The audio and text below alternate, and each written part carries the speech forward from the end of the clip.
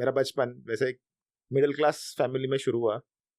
तो stock market जैसे सब लोगों के लिए रहता है कि वो एक कुछ ऐसी चीज है कि जो हमें पता ही नहीं है, कुछ हमारे लिए है ही नहीं, ऐसी चीज थी। मैं बोला तभी कि आप पॉकेट मनी से करते थे अपनी या कैसे करते थे? पॉकेट मनी नहीं, जिम से कमाना शुरू किया था। जिम में काम करता था पार्ट टाइम, कॉलेज के साथ पार्ट टाइम जिम में काम करता था। दूर से जैसे समंदर है वो देखने में अच्छा लगता है, लेकिन जब पानी की गहराई में जाते हो तो समझता है कि वो समुद्र क्या चीज है। स्टॉक मार्केट भी वैसी चीज है। उसकी कॉन्ट्रैक्ट जो एफएनओ में होता है, उसका कॉन्ट्रैक्ट की वैल्यू 5 लाख है। तो बस 50,000 में मैं वो पोजीशन लेके अपने घर जा सकता था। अभी भी लोग जैसे बहुत बड़ा पॉपुलेशन मानता है कि मार्केट क्या सट्टा है, क्योंकि वो देखते वैसे, उनका नजरिया उतना ही है कि वो उसको सट्टा मानते हैं। आपने अभी जिस एज की बात की, उस एज में ज्यादातर यूथ ऐसे होते हैं कि उनको जल्दी पैसे चाहिए। राइट। और मार्केट में जो ऑप्शंस होते हैं, फ्यूचर्स है, ये प्रोडक्ट ऐसे है कि वो आपको उस टाइप के रिटर्न्स दे सकते हैं, लेकिन अभी की जो रिस्ट्रिक्शंस है, लेकिन ये आपका अकाउंट भी ब्लॉक कर सकते हैं। राइट, उस एज में एक चीज होती है, लोग ऐसा सोचते हैं कि इससे मेरा पॉकेट मनी निकल जाए, इसके लिए मैं ट्रेडिंग करता हूँ। लेकिन आप ये नहीं सोचते, आप जिसके अगेंस्ट ट्रेड कर रहे हो, कि आप प्रोफेशनल के अगेंस्ट फाइट कर रहे हो, तो आप कितने दिन तक ऐसे काम कर सकते हो, कितने दिन तक ये पॉकेट मनी कमा सकते हो। ये चीज मैंने फेस की है, बहुत सारे लोगों ने भी फेस की होगी। आप आई थिंक वो रिलेट कर पाएंगे इस चीज से कि शुरू करते हैं, शुरू में थोड़ा प्रॉफिट होता है, अच्छा प्रॉफिट होता है, उनको लगता है यार ये तो बहुत आसान है। लोग आते ही मार्केट में इसलिए कि उनको लगता है कि ये इजी मनी है, कुछ करना नहीं है। क्योंकि मार्केट में आना, इसको मैं बोलता हूँ कि ये चक्रव्यूह है, अभिमन्यु का चक्रव्यूह है। इसमें एंटर करना तो अभी तो बहुत आसान हो गया है।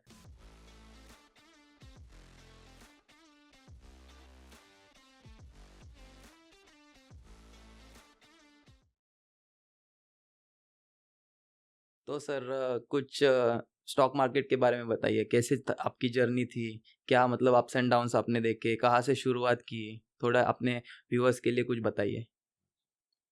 इट्स माय प्लेजर, और हमारा सौभाग्य है कि मैं आप लोगों के साथ मेरी ये सब मेरे लाइफ के बारे में आपसे शेयर कर पा रहा हूँ। ये जर्नी तो बहुत एक्साइटिंग, पता नहीं एक्साइटिंग है या नहीं है, that will up to you कि आप डिसाइड कीजिए कैसी रही। जैसे मेरा बचपन वैसे एक मिडिल क्लास फैमिली में शुरू हुआ। तो स्टॉक मार्केट जैसे सब लोगों के लिए रहता है कि वो एक कुछ ऐसी चीज है कि जो हमें पता ही नहीं है, कुछ हमारे लिए है ही नहीं, ऐसी चीज थी। लेकिन समहाउ कॉलेज डेज में एक प्रोफेसर थे, उनसे थोड़ी जानकारी मिली, और मेरा कॉमर्स बैकग्राउंड था तो मुझे बैंकिंग सब्जेक्ट था, तो उसमें थोड़ी बेसिक इन्फॉर्मेशन मिली। आपको तो पता है बेसिक हमारे एजुकेशन सिस्टम में कितनी बेसिक इन्फॉर्मेशन होती है, वो जस्ट थेरोटिकल होती है। लेकिन हाँ, समहाउ कि हाँ शेयर्स क्या होता है, ये तो इसके बारे में पता चला। उसके बाद मेरा इंक्लिनेशन थोड़ा फिटनेस की तरफ था, तो मैं फिटनेस में थोड़ा सा आगे करना चाहता था। पहले से मेरा डिसाइड था कि मैं फिटनेस में ही कुछ करूँगा।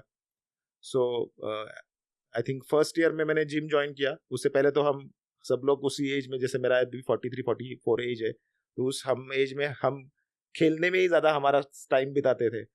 स्कूल में तो हम कम ही जाते थे, ग्राउंड पे ही ज़्यादा रहते थे। तो पहले से ही खेल में थोड़ा सा रुचि रहने के कारण स्कूल में, कॉलेज में, सब खेल में, क्रिकेट सबका तो फेवरेट नेशनल गेम है अभी क्रिकेट, तो सब लोग क्रिकेट खेलते ही है। तो लाइफ पूरी कह सकते हो कि ग्राउंड में ही चली गई है।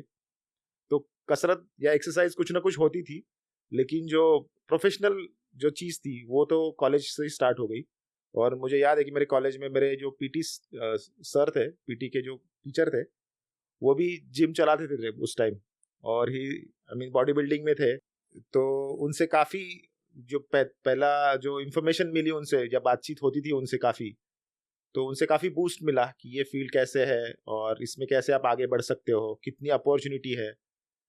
और जो बहुत सारी चीज़ें 2-3 साल में उनसे बहुत सीखी, जो एक्सरसाइज करने का सही तरीका, जो हम तो सब वेस्टर्न चीज़ें ही फॉलो करते हैं, और जिमिंग ऐसा कल्चर है कि वो वेस्टर्न ही है, तो वेस्ट से ही आया है।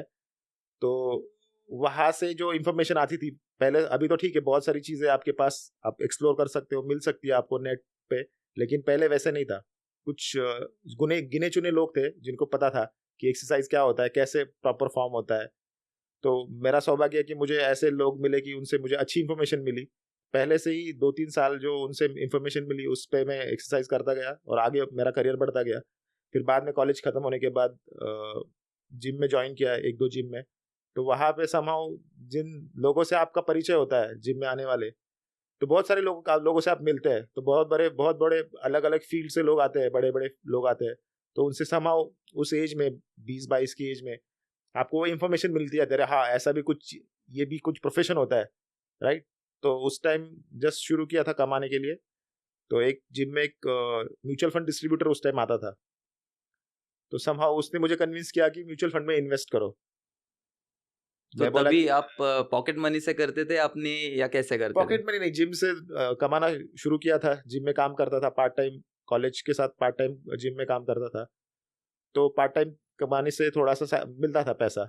तो मैं तो अभी पैसा शुरू शुरू में मिल रहा है, तो ऐसा सोचते नहीं कि इन्वेस्ट करें, वो तो सब खर्चा करने में खर्चा करने खत्म में, हो जाता था। और वो एज भी ऐसा होता है कि आपको खर्चा करना है। राइट राइट, तो पैसा मिल रहा है और बहुत सारी चीजें करनी है, मैं पैसा तो लिमिटेड है अभी, उसमें वापस म्यूचुअल फंड में सेविंग करो, ये करो, लेकिन समहाउ वो लेडी ने मुझे कन्विंस किया कि नहीं, आप थोड़ा सा डालना शुरू कर दीजिए।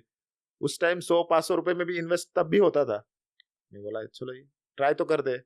उस टाइम लोग क्या करते थे, जिम में हमारे जैसे ग्रुप था, तो सब लोग 500 1000 रुपए निकालते थे और एक साथ 1 महीने की किसी को देते थे, वो जैसे चीट फंड जैसा हो गया ना, वो बिना इंटरेस्ट के रहता है।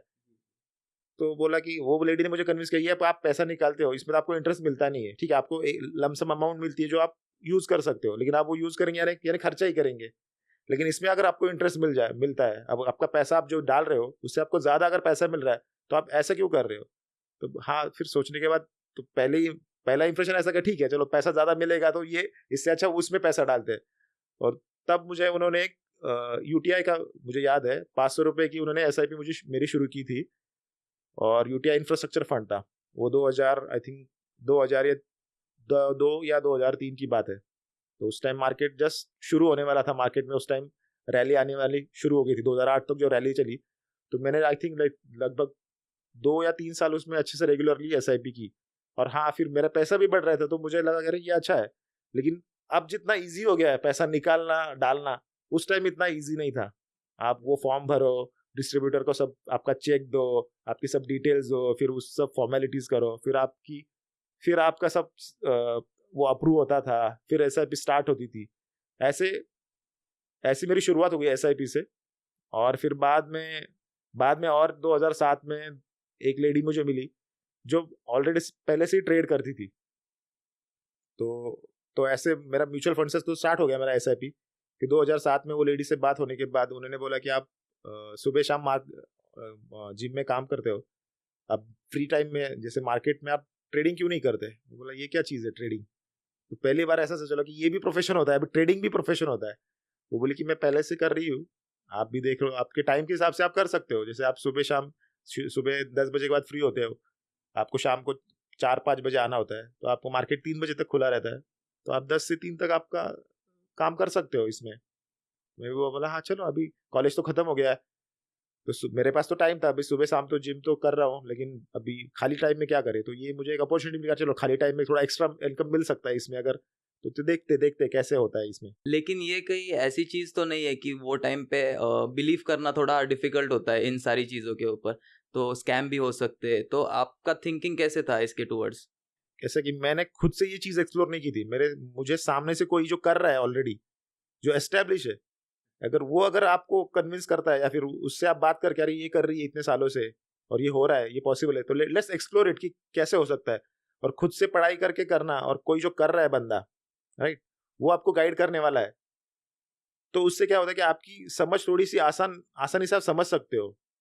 आप खुद से सब पढ़ाई करोगे, थ्योरेटिकल नॉलेज लेके, लेकिन उसको एक्चुअली इंप्लीमेंट करना कैसे होता है, ये गैप है ना, ये बहुत ट्रिकी गैप है। तो जो लोग वहां से ऑलरेडी कर रहे हैं और सक्सेसफुली कर रहे हैं, उनके साथ काम करने से आपका जो लर्निंग जो प्रोसेस है ना, वो थोड़ा शॉर्ट हो जाता है, उससे आप जल्दी सीखने लगते हो, क्योंकि ये लाइफ में बोलते हैं ना कि थ्योरेटिकल नॉलेज है, उससे आपको एक इन्फॉर्मेशन मिलती है, फर्स्ट इन्फॉर्मेशन मिलती है, लेकिन उसके बाद जो प्रैक्टिकल नॉलेज होता है वही आपको लाइफ में आगे काम में आता है, क्योंकि प्रैक्टिकल नॉलेज से ही आदमी आगे, उसमें इन जो छोटे छोटे चीजें होती है, जैसे कि आप स्टॉक, और एक ये तो स्टॉक मार्केट एक बहुत बड़ा पैसे से रिलेटेड चीज है, तो इसमें बहुत सारे इमोशंस होते हैं, तो उसको जब आप पैसा एक्चुअल में लगाते हो लगा किसी चीज को बाय करते हो, किसी चीज को सेल करते हो, तब आपकी जेब से पैसा जाता है तो समझता है कि हाँ ये कैसा क्या है एक्चुअली मार्केट। बस ऐसे दूर से देखने में अच्छा लगता है, दूर से जैसे समंदर है वो देखने में अच्छा लगता है, लेकिन जब पानी की गहराई में जाते हो तो समझता है कि वो समुद्र क्या चीज है। स्टॉक मार्केट भी वैसी चीज है जिसमें आपको, जब आप पानी में पैर डालते हो तब आपको समझता है कि क्या हो रहा है एक्चुअल। तो ये, और जो लोग पहले से उसमें हैं, जो आराम से तैर रहे हैं वो लहरों के साथ, तो उनके साथ जाने में कॉन्फिडेंस आता है कि चलो चलो हम फिसल गए तो कोई पकड़ने वाला तो है, बह नहीं जाएंगे। तो बेसिकली वो आपको गाइड करते थे या आप या मैंने खुद से? उनके साथ काम करना शुरू किया था तब, वो पहले से काम कर रही थी, उनको जैसे कि कोई असिस्टेंट चाहिए था जो उनका काम थोड़ा सा बांट सके। मैं बोला चलो अपने का अपना पास टाइम है, उस पर वो टाइम का हमें पैसे भी मिलने वाले हैं, और हमें बस उसके उनके साथ काम करना है, तो एक काम की थोड़ी सी आइडिया भी आ जाएगी, हाँ ये काम कैसे चलता है, क्या होता है एग्जैक्टली मार्केट के बारे में तब तो कुछ पता नहीं था। तो उन्होंने शुरू से लेकर, मान लो कि वो उनकी उनकी वजह से मैं सीख गया कि मार्केट, हाँ ये चीज़ क्या होती है, कैसे होती है। और वो काफ़ी दिनों से कर रहे थे। आई थिंक उनके जो हस्बैंड थे वो आई आई थिंक 2000 नहीं 1990 से वो मार्केट में थे, तो बहुत पहले से वो मार्केट में थे।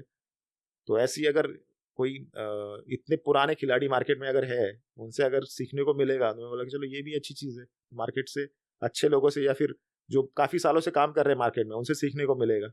इस वजह से मैं उनके साथ काम करने लगा उस टाइम। कभी आपको ऐसे नहीं लगा कि ये रिस्क की चीज़ है, ये करना चाहिए या नहीं? क्योंकि वो टाइम पे ऐसी हालत होती है कि फंड्स हमें कम मिलते हैं वो टाइम पे, तो सारी चीज़ें हमें उसी में प्लान करनी होती है। तो इसको आपने कैसे रिएक्ट किया? मैं एक्चुअली, ये मेरा क्या बोलते हैं, ये मेरा सौभाग्य है कि मुझे मेरे जेब से कुछ पैसा डालना की ज़रूरत नौबत ही नहीं आई, क्योंकि मैं उनके लिए काम करता था। उनकी उनका अकाउंट था, उनके सब पैसे थे, मैं उनके लिए उनके साथ बस काम कर रहा था। तो मेरा पैसा जेब से कुछ लगा ही नहीं था उसमें। तो रिस्क, हाँ, तो रिस्क, हम जैसे अपना पैसा नहीं है तो हम वो रिस्क लगता नहीं, हम तो किसी के लिए काम कर रहे हैं, राइट? पैसा रिस्क कब होती है, जब अपना पैसा लगता है। तो मैं तब तो मेरा पैसा मार्केट में मैंने लगाया ही नहीं था फ्रैंकली। मैं बस एसआईपी में, एक एसआईपी के थ्रू से इन्वेस्ट करता था, क्योंकि उसमें उसने, जैसे मैंने इन्वेस्ट करना शुरू किया तो पहले से ही मुझे वो एसआईपी में मेरा पैसा बढ़ता रहा था। तो मैं बोला कि चलो छोटी छोटी इन्वेस्टमेंट में सेविंग तो कर रहा हूँ, छोटा छोटा पैसा मेरा इन्वेस्ट हो रहा है मार्केट में और पैसा बढ़ भी रहा है, और मेरे सामने है वो पैसा। जैसे स्टेटमेंट वगैरह आता था कि हाँ चलो इतने मेरे पैसे डाले हुए हैं, इतना मुझे उसमें फायदा हो रहा है, तो ये दिख रहा था मुझे। तो ये मुझे ये चीज़ अच्छी लगी कि मेरा पैसा मेरे सामने दिख रहा है बढ़ता हुआ, मुझे किसी को देना नहीं पड़ रहा है। तो वो एक, और रिस्क इसलिए नहीं थी कि मेरा पैसा कम ही जा रहा था, उस टाइम में जस्ट अर्न कर रहा था, मेरे ऊपर कोई लाइबिलिटी नहीं थी। तो वो पैसे से बोला कि चलो ये पैसा साइड में सेविंग हो रहा है मेरा, और पैसा बढ़ता जा रहा है। और जैसे कि उस एज में एक ड्रीम होता है कि चलो बाइक लेना है, ये लेना है, इधर घूमने जाना है, तो बोला कि ये खर्चा तो निकल रहा है अपना उस चीज़ से। तो उसमें उसमें ऐसे इतनी रिस्क नहीं लगी मुझे। और जो मार्केट का एक्सपीरियंस था वो दूसरे के पैसे से मुझे मिल रहा था। जैसे एक मूवी अपनी आई थी, थ्री इडियट्स, उसमें आमिर खान जो बस दूसरे के नाम से पढ़ने गया था, क्यों? कि उसको उसको डिग्री नहीं चाहिए थी, उसको एक्सपीरियंस लेना था मार्केट का। तो मैं भी वही सोचता हूँ कि अभी मुझे वही मिल रहा उस टाइम में कि लोगों के पैसे से मैं, मुझे एक्सपीरियंस मिला, मुझे डिग्री नहीं मिली, लेकिन लोगों के पैसे से मैं सीख गया कि मार्केट में एक्चुअल होता क्या है। और उस टाइम तो 2006-7 की बात कर रहा हूँ, उस टाइम तो मार्केट बहुत बूम में था। और अभी जैसे मार्केट में जितनी रिस्ट्रिक्शंस है, जैसे कि मार्जिन नहीं है, कुछ नहीं है, एफएनओबी में मार्जिन बहुत कम है, स्पैन मार्जिन है, बहुत सारे पैसे अभी ब्लॉक होते हैं। उस टाइम में मुझे याद है 10 जैसे किसी कॉन्ट्रैक्ट की वैल्यू मान लो 5 लाख का है, कोई भी रिलायंस का शेयर ले लो, उसकी कॉन्ट्रैक्ट जो एफएनओ में होता है उसका कॉन्ट्रैक्ट की वैल्यू 5 लाख है। तो बस 50,000 में मैं वो पोजीशन लेके अपने घर जा सकता था। तो आपके अकाउंट में बस 50,000 रहेंगे तो भी आप वो पोजीशन आप ले सकते थे, और उसको कैरी फॉरवर्ड 1 महीने तक कर सकते थे। इतने कम पैसे में आप इतनी बड़ी पोजीशन लेके घर जा सकते थे उस टाइम। तो बहुत मार्जिन मिलता था, बहुत एक्सपोजर मिलता था, बहुत पैसे भी बनते थे उसके कारण। क्योंकि वो टाइम पे इतना ज़्यादा लोग नहीं थे ट्रेडिंग में, तो सारे राइट, बड़े लोग ही थे ट्रेडिंग करने के करेक्ट लिए। करेक्ट। रिटेल लोग तो आई थिंक उस टाइम बहुत ही कम थे। अभी भी लोग जैसे बहुत बड़ा पॉपुलेशन मानता है कि मार्केट क्या सट्टा है, क्योंकि वो देखते वैसे, उनका नजरिया उतना ही है कि वो उसको सट्टा मानते हैं। लेकिन हाँ, पहले से जो अपनी यहाँ के लोग तो इतना इन्वेस्ट नहीं करते, लेकिन जो बड़े बड़े लोग हैं जिनके पास पैसे है, उनको पता है कि मार्केट में कितना पैसा बनता है। और उस टाइम भी ऐसे लोग थे जो रेगुलरली मार्केट में काम करते थे। लेकिन हाँ, उस टाइम का मार्केट में काम करने का तरीका और आपका अभी जो मार्केट है उसमें काम करने के तरीके में बहुत फ़र्क आ गया है, क्योंकि इंट्राडे मार्जिन कम हो गया है। ब्रोकर जो लोग हैं उन पे बहुत सारी सेबी की रिस्ट्रिक्शंस है। ये अच्छी भी चीज़ है, क्योंकि मैंने वो देखा है कि वो 2008 से पहले जिस मैडनेस की तरह लोग ट्रेडिंग करते थे, वो 2008 के बाद जो चीज़ वो फॉल हो गया। और जो जो चीज़ें देखी है मैंने भी देखी, यानी मेरे खुद के पैसा तो नहीं गया, लेकिन जो जिनके साथ मैं काम करता था उनका अकाउंट जो बढ़ा और जो जिस तरीके से फॉल आया उसमें जो पैसे कम हुए हैं वो भी देखा हूँ। तो काफ़ी चीज़ें सीखने को मिली कि हाँ, क्या करना नहीं है, ये बहुत जल्दी सीखने को मिला। क्योंकि जब आपके पैसे होते हो तो आप जब किसी चीज़ में आपका पैसा गवाते हो तो आप उसको वापस करते नहीं हो, क्योंकि तो वो हम उसके पीछे पड़ जाते हैं कि मुझे ये रिटर्न करना है, वापस लेना है, तो हम हाँ, ईगो ट्रेडिंग कर देते हैं ईगो उस चक्कर। ट्रेडिंग में हो जाए। और फिर क्या होता है, डर भी लगता है कि यार इतना पैसा मेरा गया है, अब मुझे वापस मेरा हाथ जलाना नहीं है। या तो हम उससे पूरी तरह से वो चेंज ही कर देते हैं, उसको देखते ही नहीं है, हम दूसरी चीज़ें करने लगते हैं। लेकिन हाँ, मुझे मेरा सौभाग्य है कि मुझे वो पैसा मेरे जेब से कुछ गया नहीं, लोगों के पैसे से मुझे सीखने को मिला। और उससे काफ़ी उस टाइम मैंने ऑलमोस्ट सुबह 9 से लेके 3:30 बजे तक मैं स्क्रीन के सामने बैठा रहता था। तो मुझे बहुत सारी वो स्क्रीन जो होता है ना, स्क्रीन आपका देखने का देख देख के आपको एक समझ आता है कि मार्केट हाँ कैसे काम करता है, कैसे कैसे प्राइस में मूवमेंट होती है। वो लकीली मुझे बहुत साल देखने को मिली। तो मेरा खुद का उसमें एक्सपीरियंस बनता बढ़ता चला गया कि हाँ, मार्केट ये चीज़ें होती है। कुछ शेयर देखो, मान लो कि अभी शुरू हुआ है शेयर, उनका प्राइस बढ़ना शुरू हुआ है। अगर उसको होल्ड करके रखो तो सालों साल में वो अगर होल्ड करके रखते हो आप, जब तक वो ऊपर नए नए अपनी लाइफ टाइम हाई बनाते जा रहा है, आप तब तक उसको होल्ड करते रहो तो आपका बहुत सारा पैसा बिना कुछ किए ही बन सकता है। तो रोज इन आउट या बेचना या सेल करने की जरूरत ही नहीं। जितना पैसा आप रोज बाय और सेल करने में बनाते हो उससे ज्यादा कई पैसा आप बिना कुछ करे ही कमा सकते हो। तो ऐसा एक मेरा नजरिया तब तक डेवलप होने लगा था कि हाँ, ये रोज आओ स्क्रीन के सामने बैठो, वो प्रेशर कि आप कुछ लेना है, कुछ बेचना है, उसमें से कुछ पैसा कमाना है, उससे अच्छा कुछ ना करो, अच्छे शेयर लेके भी आप ऐसा अच्छा पैसा कमा कमा सकते हो। और मेरा एसआईपी का भी एक्सपीरियंस अच्छा था कि कुछ ना करो, आराम से पैसा डालो हर महीने और आपके पैसे बढ़ रहे हैं। तो एक चीज होती है कि हाँ, आप कितना इनपुट लगा रहे हो, कितना इनपुट इन द सेंस आपके कितने पैसे मार्केट में आप लगा रहे हो, कितना टाइम उसके लिए दे रहे हो, और आपको रिटर्न क्या मिल रहा है, उसका भी एक रेशो देखना चाहिए ना। आपके एफर्ट, आपका मनी, आप जो डाल रहे हो उसमें आपको कितना रिटर्न मिल रहा है, और वही पैसा अब आपके बिना बिना टाइम डाले हुए, राइट, आपको मिल रहा है। तो why to spend that much energy. आपने अभी जिस एज की बात की, उस एज में ज्यादातर यूथ ऐसे होते हैं कि उनको जल्दी पैसे चाहिए। राइट। तो इस चीज को आपने भी कैसे कॉन्कर किया? क्योंकि क्या होता है वो टाइम पे हमें ऐसा होता है कि हमें रुकने की कैपेसिटी नहीं होती, हमें जो भी रिजल्ट चाहिए वो जल्दी चाहिए। तो आपने ये माइंडसेट कैसे बनाया? कि सबका मेरा भी माइंडसेट वैसा था कि सबको जल्दी जल्दी अमीर बनना है। लेकिन क्या होता है मार्केट में, आपको सब चीज देखने को मिल सकती है, जिसको वो मार्केट में जल्दी पैसा भी बनता है, लेकिन वो एक स्किल होता है, उसको आपको डेवलप करना पड़ता है। कोई भी स्किल आप मान लो कि आपको डॉक्टर बनना है, अच्छा, किसी स्पेशलाइजेशन करना है आपको, फिर भी आपको उसको में टाइम देना पड़ता है, काफ़ी ज़्यादा एनर्जी देनी पड़ती है, तभी आप उसमें बन पाते हो। मार्केट में भी वही है, आप जब करते हो तो आपको समझ में आता है कि हाँ, थोड़े दिन के लिए आप पैसा कमा सकते हो, लेकिन हमेशा के लिए, हर महीने, हर 6 महीने, हर साल, या आगे के 5 साल, आगे के 10 साल आपको ऐसे ही पैसे कमाने हैं, तो ये पॉसिबल है क्या? जब छोटी अमाउंट होती है तो ये पॉसिबल होता है, लेकिन जब बड़ी अमाउंट में आप करना चाहते हो तो ये पॉसिबल है क्या? आपने मान लो कि 10,000 रुपये से आपने शुरुआत की, 10,000 रुपये आपके गए तो आपको कुछ नहीं, इतना इतना फर्क नहीं पड़ेगा आपके लाइफ के ऊपर, राइट? आपके पॉकेट मनी से गया होगा शायद वो 10,000 रुपये वापस गया तो गया, आपको कुछ उसका टेंशन नहीं आएगा। लेकिन मान मान लो वही 10 लाख रुपए आप कर रहे हो और उसी स्टाइल में आप करने जाओगे, तो आप वो अगर 10 लाख रुपए चले जाते, तो स्टिल आप वैसे ही उसको इतने इजीली हैंडल कर सकते हो क्या? इसके बारे में आपको सोचना चाहिए।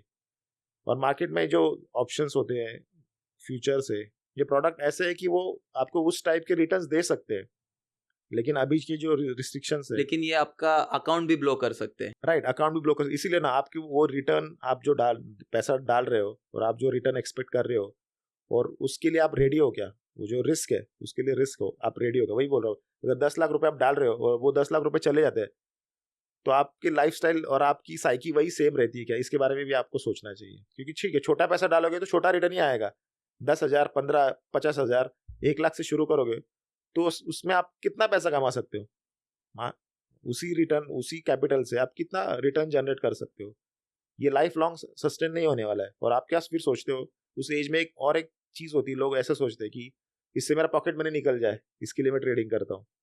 लेकिन आप ये नहीं सोचते, आप जिसके अगेंस्ट ट्रेड कर रहे हो, मान लो कोई प्रोफेशनल है, हम प्रोफेशनल यानी प्रोफेशनल क्यों बोलते हैं उसको, प्रोफेशनल होना यानी क्या होना, प्रोफेशनल होना यानी क्या, आप एक चीज में प्रोफेशनल हो यानी क्या, क्या हो आप, परफेक्ट हो जाना परफेक्ट या होना, या उसके फिर ऊपर बहुत सारा एक्सपीरियंस गेन हाँ करना। हाँ, आपने बहुत ज्यादा एक्सपीरियंस उसमें किया हुआ है, राइट।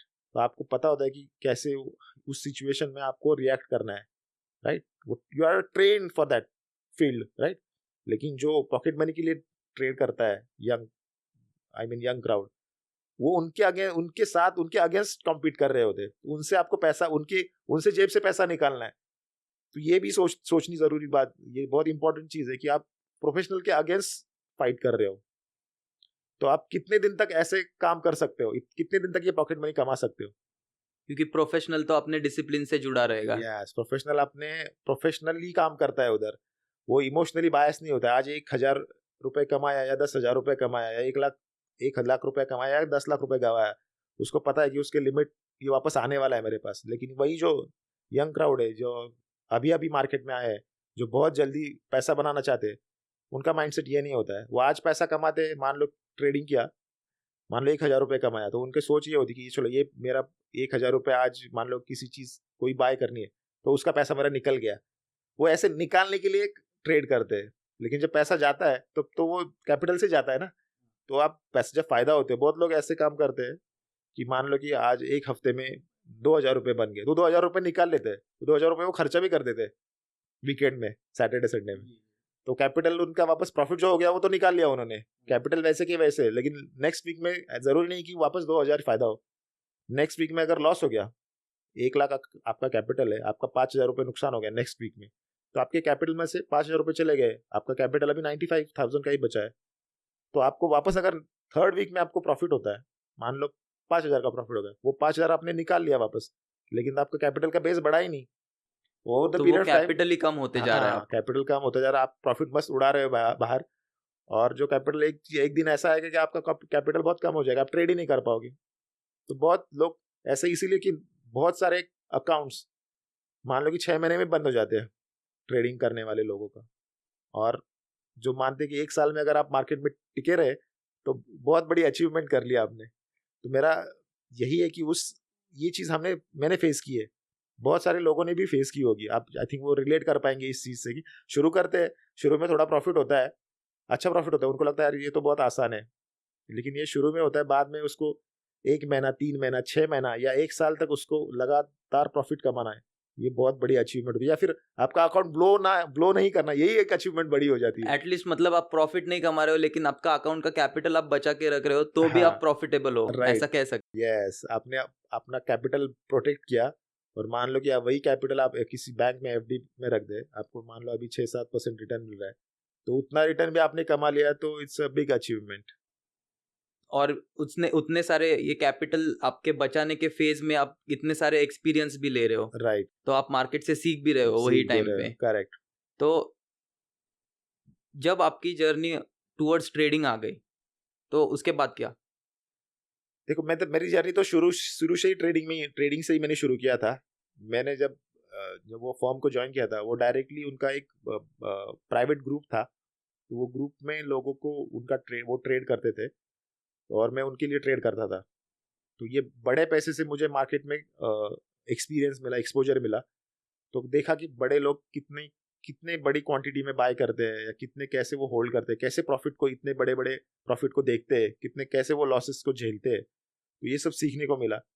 लेकिन ये भी देखा कि हाँ, ये प्रॉफिट, बड़ा पैसा आता है तो बड़ा पैसा जाता भी है, और लेकिन इससे लॉन्ग टर्म वेल्थ क्रिएट नहीं होती है। अगर लॉन्ग टर्म वेल्थ क्रिएट होनी है तो आपको थोड़ा सा लीवरेज कम करना पड़ेगा। उस टाइम तो बहुत लीवरेज था, तो लीवरेज धीरे धीरे कम करना पड़ेगा आपको। ज्यादा ज्यादा जैसे मान लो कि आपके पास 1 लाख पैसा है, तो आप उसका 10 लाख की वैल्यू का शेयर्स लेंगे, तो वो रिस्की है आपके लिए, पैसा बनेगा भी, जाएगा भी वैसे। तो एक चीज सीखी कि आपको ज्यादा लीवरेज नहीं करना है, और लॉन्ग टर्म में आपको बिना कुछ करे अगर पैसा मिल रहा है तो वो ज्यादा अच्छा है। तो उससे धीरे धीरे फिर वो थॉट प्रोसेस, क्योंकि क्या होता है, आप जब भी ट्रेडिंग करते हो आप लोगों को बता सकते हो मैंने इतना पैसा कमाया या इतना पैसा नहीं कमाया, जो भी है वो आप झूठ बोल सकते हो, लेकिन आपका बैंक का स्टेटमेंट, जो ब्रोकर का स्टेटमेंट है, वो तो झूठ नहीं बोलता। वो तो आपको हर रोज सामने आपके दिखता है कि आप 3 महीने बाद आपने एक्चुअल में कितना पैसा कमाया। आजकल इतने सारे ट्रेडर हो गए यूट्यूब पे, वो फेक मॉर्फ करके ये सारे चीजें, स्क्रीनशॉट हो गया, बैंक का स्टेटमेंट का स्क्रीनशॉट हो गया, या आपका बैलेंस शीट हो गया, प्रॉफिट एंड लॉस हो गया, ये सब मॉर्फ करके डालते हैं व्यूज के लिए। तो इसके लिए भी कुछ गाइडलाइंस अभी आई है शायद सेबी से। तो इसको मतलब डिफरेंशिएट कैसे करना चाहिए यूथ को, जिनको एक्चुअली नॉलेज चाहिए या हाँ। जिनको एक्चुअली सीखना है इस चीज के बारे में, स्टॉक मार्केट के बारे में, तो उनके लिए आप क्या गाइडेंस करोगे? सीखने के लिए किसी का भी स्क्रीनशॉट देख के या किसी का भी प्रॉफिट फिगर देख के आप, ठीक है, वहां से आप ये देख सकते हो कि हाँ अरे वो आदमी इतना पैसा कमा रहा है, ठीक है, लेकिन वो कमाने के पीछे उसने कितने कितने दिन और कितने साल मेहनत की है ये देखना भी जरूरी है, ठीक है। और किसी ने अगर प्रॉफिट दिखाया है, ठीक है, उसका प्रॉफिट हुआ, अच्छी बात है, लेकिन वो ही प्रॉफिट आपको कमाना है, इस चीज के पीछे भागने से पहले आप उस चीज के लिए रेडी हो क्या, ये भी जरूरी है। आप मान लो जिम, फॉर एग्जाम्पल आप जिम में जाते हो, कोई अगर वहां पे प्रोफेशनल जो बहुत सालों से एक्सरसाइज कर रहा है, वो मान लो कि स्क्वाट 100 या 150 किलो से कर रहा है, ठीक है, प्रॉपर फॉर्म में, आप देख के उससे ऐसा नहीं सोच सकते मुझे कल से उतने वेट से ही मुझे स्क्वाट्स करना है, ठीक है। आपका पहला दिन है, आप अभी शुरू कर रहे हो, जैसे उस बंदे ने कई साल उस खुद को ट्रेन करके धीरे धीरे अपने मसल बिल्ड किए है और अपनी स्ट्रेंथ बिल्ड की है, वैसे ही मार्केट में आपको धीरे धीरे आने के बाद आपकी मसल बिल्ड करनी पड़ती है। मेंटल मसल होते हैं, लॉसेस और प्रॉफिट झेलने के लिए भी मेंटल मसल को ट्रेन करना पड़ता है। तो उसके लिए आप धीरे धीरे से काम कीजिए, मार्केट में आइए, पहले इन्वेस्ट कीजिए। कैसे मार्केट में बहुत सारे तरीके हैं पैसे बनाने के, कोई आज खरीदता है 1 घंटे बाद बेचता है और वैसे भी पैसे कमाता है और बहुत सालों तक पैसा कमाता है, वो एक शॉर्ट टर्म तरीका हुआ। हम उसको, सब लोग बोलते हैं उसको स्पेकुलेशन बोलते हैं। एक्चुअली मार्केट में जो भी करते हैं वो सभी स्पेकुलेट ही करते हैं, सभी स्पेकुलेशन है। कुछ छोटे टाइम के लिए करते हैं, माने कि 1 घंटे के लिए करते हैं, कोई इंट्राडे में 1 दिन के लिए स्पेकुलेशन करता है, कोई 1 वीक के लिए करता है, कोई 1 मंथ के लिए, कोई 1 साल के लिए, कोई 10 साल के लिए स्पेकुलेशन करता है। ये सब स्पेकुलेशन ही है, लेकिन उनके टाइम फ्रेम उन्होंने डिसाइड किया कि हाँ मैं छोटे टाइम फ्रेम में ज्यादा ट्रेड करूंगा, छोटे प्रॉफिट कमाऊंगा। ये उनका एक तरीका हो गया प्रॉफिट कमाने का, राइट, कि वो छोटे टाइम में ही पैसा कमाते हैं। कुछ लोगों का होता है कि वो छोटे टाइम फ्रेम में बहुत स्ट्रेस होता है, जितना बड़ा टाइम फ्रेम होगा उतना आपको टाइम मिलता है वो सब ट्रेड को प्लान करने के लिए, एनालाइज करने के लिए। तो आपको बस एक टाइम होता है, उससे आप उसको एग्जीक्यूट करने में आसानी से कर सकते हो, एग्जीक्यूशन एरर थोड़ी कम होने लगती है। तो जैसे जैसे आपका टाइम स्पैन बढ़ता है, आपको काफी मार्केट आज के बाद भी आप अपनी अपनी प्रोसेस को आपको इवेल्युएट कर सकते हो, देख सकते हो हाँ मैं सही अपनी डायरेक्शन में ट्रेड कर रहा हूँ नहीं कर रहा हूँ, जो भी है उसको आप एनालाइज कर सकते हो। तो सभी स्पेकुलेशन है, लेकिन स्पेकुलेशन में एक उन्होंने अपने खुद को जो सूटेबल है, अपना जो कैपिटल है, उसकी अपनी जो एनर्जी, आप कितना टाइम में मार्केट दे सकते हो, आपके एनालाइज करने की, आपके पास कितना टाइम है मार्केट को एनालाइज करने के लिए, उस चीज के हिसाब से आपको एक आपका रोड मैप बनाना पड़ता है, उस रोड मैप को फॉलो करना पड़ता है। और सभी चीज में पैसा बनता है, लेकिन हाँ आपके लिए, आपके पास मार्केट के लिए टाइम करने के लिए इन द सेंस आपको पढ़ाई करने के लिए आपके पास टाइम नहीं है, राइट। जो होमवर्क करने के लिए जरूरी होमवर्क है वो करने के लिए आपके पास टाइम नहीं है, और आप दूसरा कोई उस उतना होमवर्क करता है, राइट, और वो उतना पैसा कमाता है उस होमवर्क की वजह से, राइट, और आप उसको ब्लाइंडली वैसे फॉलो करने जाओगे तो ये तो पॉसिबल नहीं है ना। आपने उसके बस रिजल्ट देखे, रिजल्ट के पीछे की जो मेहनत है वो तो आप उतना कॉपी नहीं कर रहे हो ना, उसकी स्टाइल आप कॉपी कर सकते हो, लेकिन स्टाइल के पीछे जो उसने इतने साल तक मेहनत की है उसको मेहनत को कॉपी करना जरूरी है। जो रिजल्ट है वो बाय प्रोडक्ट है, वो प्रोसेस का बाय प्रोडक्ट है, उसने सालों में जो प्रोसेस डेवलप की है उसका बाय प्रोडक्ट है। वो बाय प्रोडक्ट देख के आप वो प्रोसेस को फॉलो मत कीजिए। जिम में भी वही करते हैं लोग, किसी का ट्रांसफॉर्मेशन देख के जिम ज्वाइन कर लेते हैं, लेकिन वो ट्रांसफॉर्मेशन की जर्नी को फॉलो नहीं करते ना, वो डेडिकेशन, उतना एफर्ट, वो सब फॉलो नहीं करते। तो ये फॉलो करना जरूरी है सब चीजें। तो इसका मतलब ये है कि ऐसे डायरेक्टली किसी भी तालाब में आप नहीं कूदे, तो हर एक चीज का एक फेज होता है। करेक्ट, तो आपको अगर डॉक्टर भी बनना है तो पूरी डॉक्टर की पढ़ाई कर लो और फिर जाके राइट, आप ऑपरेशन कर सकते हो। करेक्ट, ऐसे नहीं है करेक्ट। कि एक दिन चले गए किसी डॉक्टर को देख के कि यार ये कर सकता है हाँ, तो मैं भी कर लूंगा। मैं बुक्स पढ़ के, वो पढ़ाई करके मैं भी डायरेक्ट सर्जरी कर सकता हूँ, वैसे तो तो ये नहीं हो नहीं है, सकता। तो आपको उतना टाइम इन्वेस्ट करना ही है नॉलेज करेक्ट, गेन करने में और करेक्ट, एक्सपीरियंस लेने में। Correct, correct. आजकल तो बहुत इजीली अवेलेबल है मटेरियल, मार्केट कैसे काम करता है उसके बारे में पहले इंफॉर्मेशन लीजिए। वो थेरोटिकल नॉलेज जरूरी है ताकि आपको पता चले कि मार्केट के पीछे क्या चलता है। ठीक है, वो नॉलेज तो आप कोई भी बुक पढ़ के ले सकते हो, लेकिन लोग बोलते हैं अरे नॉलेज क्यों लेना, बस मुझे बाय और सेल ही करना है। लेकिन नहीं ना, वो जरूरी है। बहुत थेरोटिकल, बहुत सारी कॉन्सेप्ट्स होती है जो आपको पता होनी चाहिए। शेयर्स क्या होता है, वो क्यों बढ़ता है। वो ऐसे नहीं बढ़ता है कि कोई कोई उसकी उसकी भी एक वैल्यू होती है, शेयर की एक वैल्यू होती है। ऐसे नहीं कि वो हवा से वैल्यू आती है। कोई भी बोलता है कि कोई शेयर एमआरएफ का अगर वैल्यू देखे आज 1 करोड़ 1 लाख के ऊपर चल रही है, तो क्यों चल रही है उसकी वैल्यू। और कोई शेयर है उसकी 10 रुपए की वैल्यू होती है, तो वैल्यू कहाँ से डिस्कवर होती है, उसका मैकेनिज्म क्या है, ये भी पता होना चाहिए ना। नहीं तो आप ब्लाइंडली जस्ट प्राइस देख के यार ये प्राइस ये महंगा है सोचते हो और ये सस्ता है, ऐसे नहीं होता है।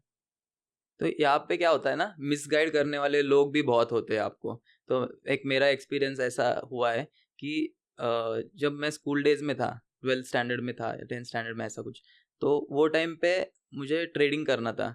तो मैं किसी के पास चला गया वहाँ पे, तो उन्होंने मुझे कहा कि आप अकाउंट खोल लीजिए। उन्होंने मुझे गाइड किया अकाउंट कैसे खोलना है, और वो था फॉरेक्स ट्रेडिंग में। तो उन्होंने मुझे बस एक ही चीज़ बताई थी कि अगर ग्रीन आपको दिख रहा है तो आपको बाय करना है, और अगर रेड दिख रहा है तो आपको सेल करना है, और उसमें आपका प्रॉफिट बुकिंग हो जाएगा। तो उस चक्कर में पहले 2-3 दिन तो मुझे प्रॉफिट्स हो गए, और उसके बाद जो मेरा अकाउंट ही ब्लो हो गया। तो फिर मैंने उनको कॉल किया कि अरे यार, मुझे तो इतना कुछ जानकारी नहीं था वो टाइम पे। तो मैंने उनको कॉल किया और मैंने पूछा उनको कि अरे ऐसे ऐसे हो गया, मेरे पैसे रिटर्न कर दो आप ऐसे। तो उनका जवाब उसके ऊपर आया कि ऐसे थोड़ी ना होता है, आपने तो आपके अकाउंट के पैसे ब्लॉक कर दिए। और वो टाइम पे मैंने मेरे पॉकेट मनी सब इकट्ठा करके मैंने वो सारे पैसे मार्केट में डाले डाला थे। मैं था। सोचा था कि कुछ अच्छा कर लूंगा, ये फ़ोन ले लूँ, वो ये एक चीज़ कर लूँ, और ऐसे मैंने $400 मैंने ब्लॉक कर दिए मेरे। और फॉरेक्स एक ऐसी जगह है जहाँ पे बहुत ज़्यादा लिक्विडिटी होती है, और आपका पैसा उतना जा सकता है उसमें। तो ये तो मेरे लाइफ का लेसन है। तो अगर किसी जेन्युइन पर्सन को आपको, या जेन्युइन सोर्स से नॉलेज लेना है आपको, तो कैसे, मतलब कोई कैसे ले सकता है? क्या है, मार्केट में तो पैसा डालने से पहले आजकल तो बहुत सारे टूल्स है। जैसे कि आप इंटरनेट पे भी किसी भी अच्छे ट्रेडर, जैसे मैंने पहले भी बताया था कि जो वहां पे ऑलरेडी उस पाथ पे चल रहा है, जो सक्सेसफुल है, उसको आपको उसका हाथ पकड़ के आप उस अगर जर्नी में जाते हो तो ये ज्यादा आसान होता है, क्योंकि वो ऑलरेडी वो आपसे आपको पिटफॉल से बचाता है, क्योंकि उसको पता है कि हाँ सामने खड्डा कैसे आता है, उससे कैसे बचा जाता है। उसने उसने अपने एक्सपीरियंस से वो टैकल किया होता है। तो आप ऐसे किसी एक्सपीरियंस बंदे को, आपको कोई गुरु बना लीजिए, या कोई जो प्रोफेशनल है, रियल में प्रोफेशनल, ना कि फेक जो सोशल मीडिया पे सोशल मीडिया पे। सक्सेसफुल है, उसको नहीं। जो एक्चुअली प्रोफेशनल जो पैसा कमा रहा है, उसने मार्केट में बहुत सारी साइकिल्स देखी हुई है, अप्स एंड डाउन्स देखे हुए हैं, और उस अप्स एंड डाउन्स में वो सरवाइव करके फिर भी टिका हुआ है और पैसा कमा रहा है।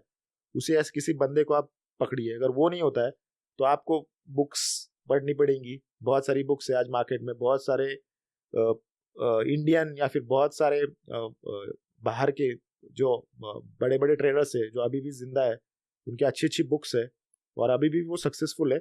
ना कि सोशल मीडिया पे एक्चुअली सक्सेसफुल है। जैसे कुछ इंटरनेशनल अगर हम देखें तो मार्क मिनरविनी करके है, वो काफी अच्छे ट्रेडर है, अभी भी जिंदा है और अभी भी पैसा कमा रहे हैं। तो उनकी काफी ज्यादा अच्छी अच्छी बुक्स है, उन्होंने कैसे पैसा कमाया। मार्केट में बहुत सारे तरीके, आपको बहुत सारे तरीके पहले जानने पड़ेंगे, समझने पड़ेंगे। हाँ, ये भी एक तरीका है पैसा कमाने का, short term, medium term, long term, जो भी है। और फिर आपको सोचना पड़ेगा आप किसके लिए रेडी हो। आपका जो, जैसे मान लो बहुत सारे बिजनेस होते हैं, जैसे हम मार्केट ट्रेडिंग छोड़ दीजिए, इन जनरल बहुत सारे बिजनेसेस होते हैं, राइट। सबके बिजनेसेस करने का अलग अलग तरीका होता है, राइट। आप बोलोगे कि नहीं मुझे बिजनेस करना है, लेकिन एक एक सोचना पड़ेगा कि आप किस बिजनेस के लिए रेडी हो, राइट। मान लो कोई या बिजनेस करने से पहले आप बिजनेस माइंडसेट के लिए रेडी हो। रेडी, हाँ वही ना, वही माइंडसेट कैसे बनता है कि हाँ बिजनेस के बारे में पहले पता कर लो कि ये बिजनेस ऐसे चलता है, तो ये बिजनेस आप कर पाओगे, ये वो बिजनेस करने के लिए आपका माइंडसेट है क्या। तो माइंडसेट को पहले समझना पड़ेगा, खुद को समझना पड़ेगा। हाँ मुझे ये इसके लिए मैं रेडी हूँ, शॉर्ट टर्म ट्रेडिंग के लिए रेडी हो या फिर लॉन्ग टर्म ट्रेडिंग के लिए रेडी हो, रेडी इन टर्म्स ऑफ दोनों, कि फाइनेंशियली भी, फिजिकली भी, इमोशनली भी। तो ये सब आपको खुद को होमवर्क करना पड़ेगा। पहले होमवर्क करके फिर आपको उस जर्नी के लिए जो भी कोई उस तरीके से पैसा कमाता है उस जर्नी पे, उस बिजनेस से पैसा कमाता है, उसके साथ जाना पड़ेगा, उसके साथ एक्चुअल में नॉलेज लेना पड़ेगा कि हाँ ये ऐसे, उसके साथ थोड़ा टाइम बिताओ। फिर आप धीरे धीरे पानी में एकदम मत उतरो, धीरे धीरे आपने पहले पैर डालो, यानी थोड़े से अकाउंट से शुरू करो। जब आप खुद शुरू करते हो थोड़े अकाउंट से, पैसा कितना कमाया जरूरी नहीं है, किस परसेंटेज में आप कमा रहे हो। मान लो आपने 10,000 से शुरू किया अकाउंट आपका, और आपने एक महीने में उसमें आपने मान लो कि 2,000 रुपये कमाए, तो आपने 20% पैसा कमाया। तो ये बहुत सारे लोग ऐसी गलती करते हैं कि 10,000 रुपये डालेंगे और उनको रिटर्न्स 10,000 में या हज़ारों में चाहिए। तो इस चीज़ को कैसे देखा जाए? परसेंटेज वाइज अगर आप देखें तो एफडी से आपको ज़्यादा रेट मिल रहा है, तो फिर भी आप प्रॉफिटेबल हो। तो लोगों का ये माइंडसेट हम कैसे चेंज करें? नहीं, अभी ये माइंडसेट ये है कि आप अगर मार्केट को सट्टा मान के ही आपके पैसे डबल करने के लिए अगर आप आते हो, तो उसमें पहले तो आपको माइंडसेट आपको चेंज करना पड़ेगा कि मार्केट में आप शॉर्ट टर्म के लिए आए हो, सट्टा खेलने के लिए आए हो। मार्केट में हर चीज है, आपको जो करना है वो मार्केट आपको दे सकता है। एक तो आपको सट्टा खेलने के लिए वो आपको वो टूल्स भी देता है, जैसे कि आप उसमें सट्टा खेल पाओ, 10,000 के 20,000 कमाओ भी, लेकिन वापस वो सब गवाओ भी, ये भी मार्केट आपको देता है। तो मार्केट सबके लिए है, सबको जो मिलता है, लेकिन आपको डिसाइड करो आप किस चीज के लिए आए हो। आप खाली एंटरटेनमेंट के लिए आए हो या एक्साइटमेंट के लिए आए हो, फिर आपको पैसा दे के वो एक्साइटमेंट और एंटरटेनमेंट मिलेगा। जैसे आप मूवी में जाते हो, आप टाइम देते हो, मूवी की टिकट खरीदते हो, 3 घंटा आप बस एंटरटेन होते हो, राइट। तो मार्केट में आप अगर एंटरटेन होने के लिए ही आए हो, तो फिर आपको पैसा, आप फीस दे रहे हो और आप एंटरटेन हो रहे हो। आप दूसरी चीजों के लिए, पैसा कमाने के लिए आए हो। तो आप अगर बिजनेस करने के लिए आए हो, तो बिजनेस करने का तरीका आपको सीखना पड़ेगा। कोई भी अगर बिजनेस होता है तो हम उसमें कितना रिटर्न एक्सपेक्ट कर सकते हैं। कोई भी बिजनेस हो, आपकी एक रियलिस्टिक एक्सपेक्टेशंस होनी चाहिए कि हाँ बिजनेस ऐसे चलता है, ना कि वो आप कोई ऐसे कि आप मान लो कि कोई सट्टा नहीं लगा रहा, सट्टा बिजनेस नहीं हो सकता है ना। सट्टा आप लॉटरी एक दिन खेल सकते हो, उससे हमेशा आपका रोज पैसा कमाना, महीने, हर साल पैसा कमाना, ये तो सट्टे से नहीं हो सकता ना। तो बिजनेस माइंडसेट डेवलप करना पड़ेगा कि मैंने इतना मेरा पैसा लगाया है मार्केट में, अगर मेरा पैसा अगर ऐसे भी मैंने एफडी में रखा तो मुझे इतना रिटर्न मिलने वाला है, ठीक है। तो एफडी का रिटर्न अगर आप बीट नहीं कर रहे हो मार्केट में, तो आप तो मार्केट आपके लिए है ही नहीं, आप रेडी नहीं हो मार्केट के लिए। फिर मार्केट सबके लिए, लेकिन आप रेडी नहीं हो पैसा कमाने के लिए। आपको रियलिस्टिक एक्सपेक्टेशन रखनी पड़ेगी कि वो अचीव होने चाहिए।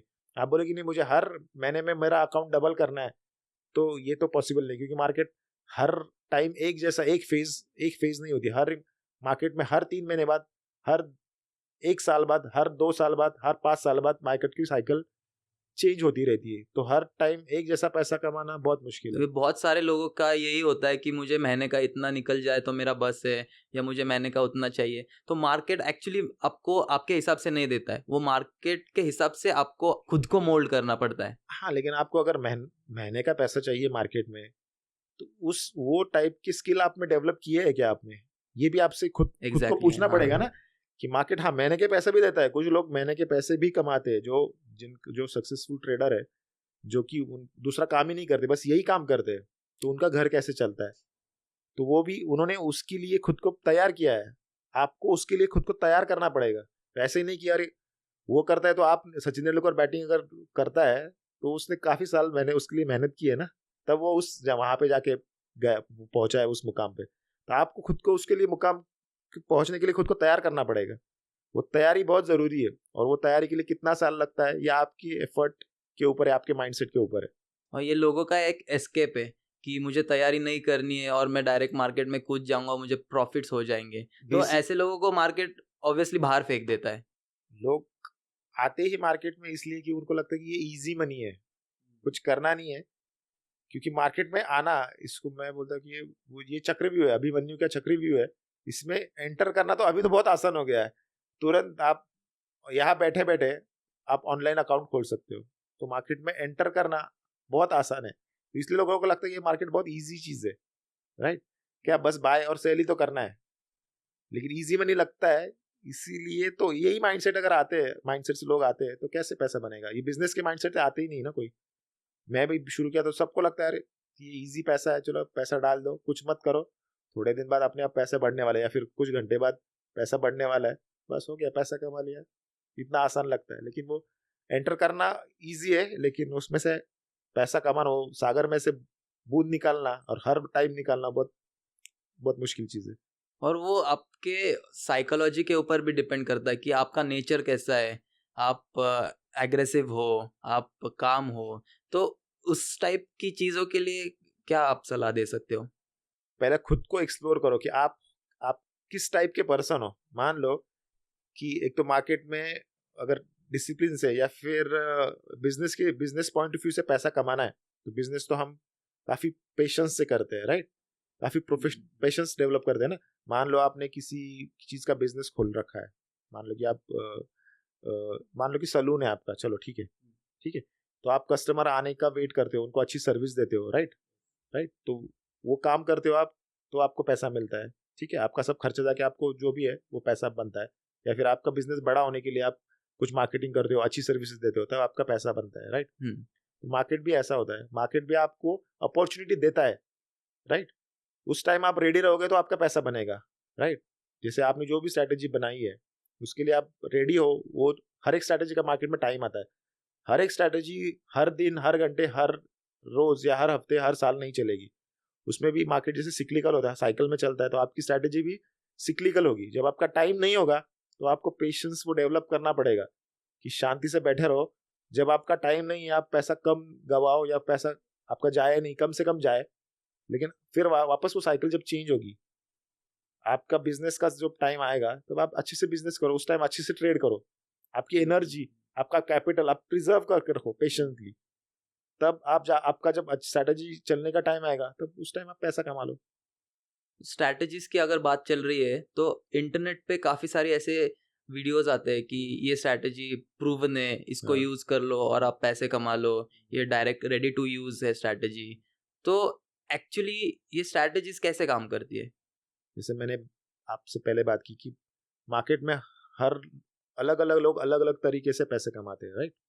अब जैसे मैं जिस तरीके से पैसे कमाते हो, जरूरी नहीं कि आप भी उसी उसी तरीके से पैसे कमाओ, ताकि उस चीज के लिए आप रेडी नहीं हो सकते शायद। क्योंकि किसी की भी चीज, किसी भी स्ट्रैटेजी ब्लाइंडली फॉलो करना, ये आप रिजल्ट देख के उसको फॉलो कर रहे हो, रिटर्न्स देख के फॉलो कर रहे हो ना। लेकिन वो रिटर्न जनरेट करने के लिए जो जो पेशेंट, जो चीजें चाहिए, उसके लिए आप रेडी हो क्या? वो खुद से आपको पूछना पड़ेगा कि मैं चाहता हूँ कि मैं कुछ काम ना करूँ, मैं बस सुबह अभी आजकल तो बहुत एग्जीक्यूशन तो बहुत इजी हो गया है। बाय सेल आप बिना, रात को भी आप आपकी जीटीडी ऑर्डर लगा के बाय छोड़ सकते हो और बाय होता है वो चीज़, ठीक है, आपको देखने की जरूरत नहीं। तो आपको लगता है कि मुझे कुछ करना नहीं, मुझसे एक बार बाय ऑर्डर डाल दी और फिर मैंने दो महीने बाद उसको सेल किया, लेकिन 2 महीने बाद सेल करने के लिए उतना पेशेंस है कि आपके पास होल्ड करने के लिए वो प्रॉफिट है या जो भी लॉस है।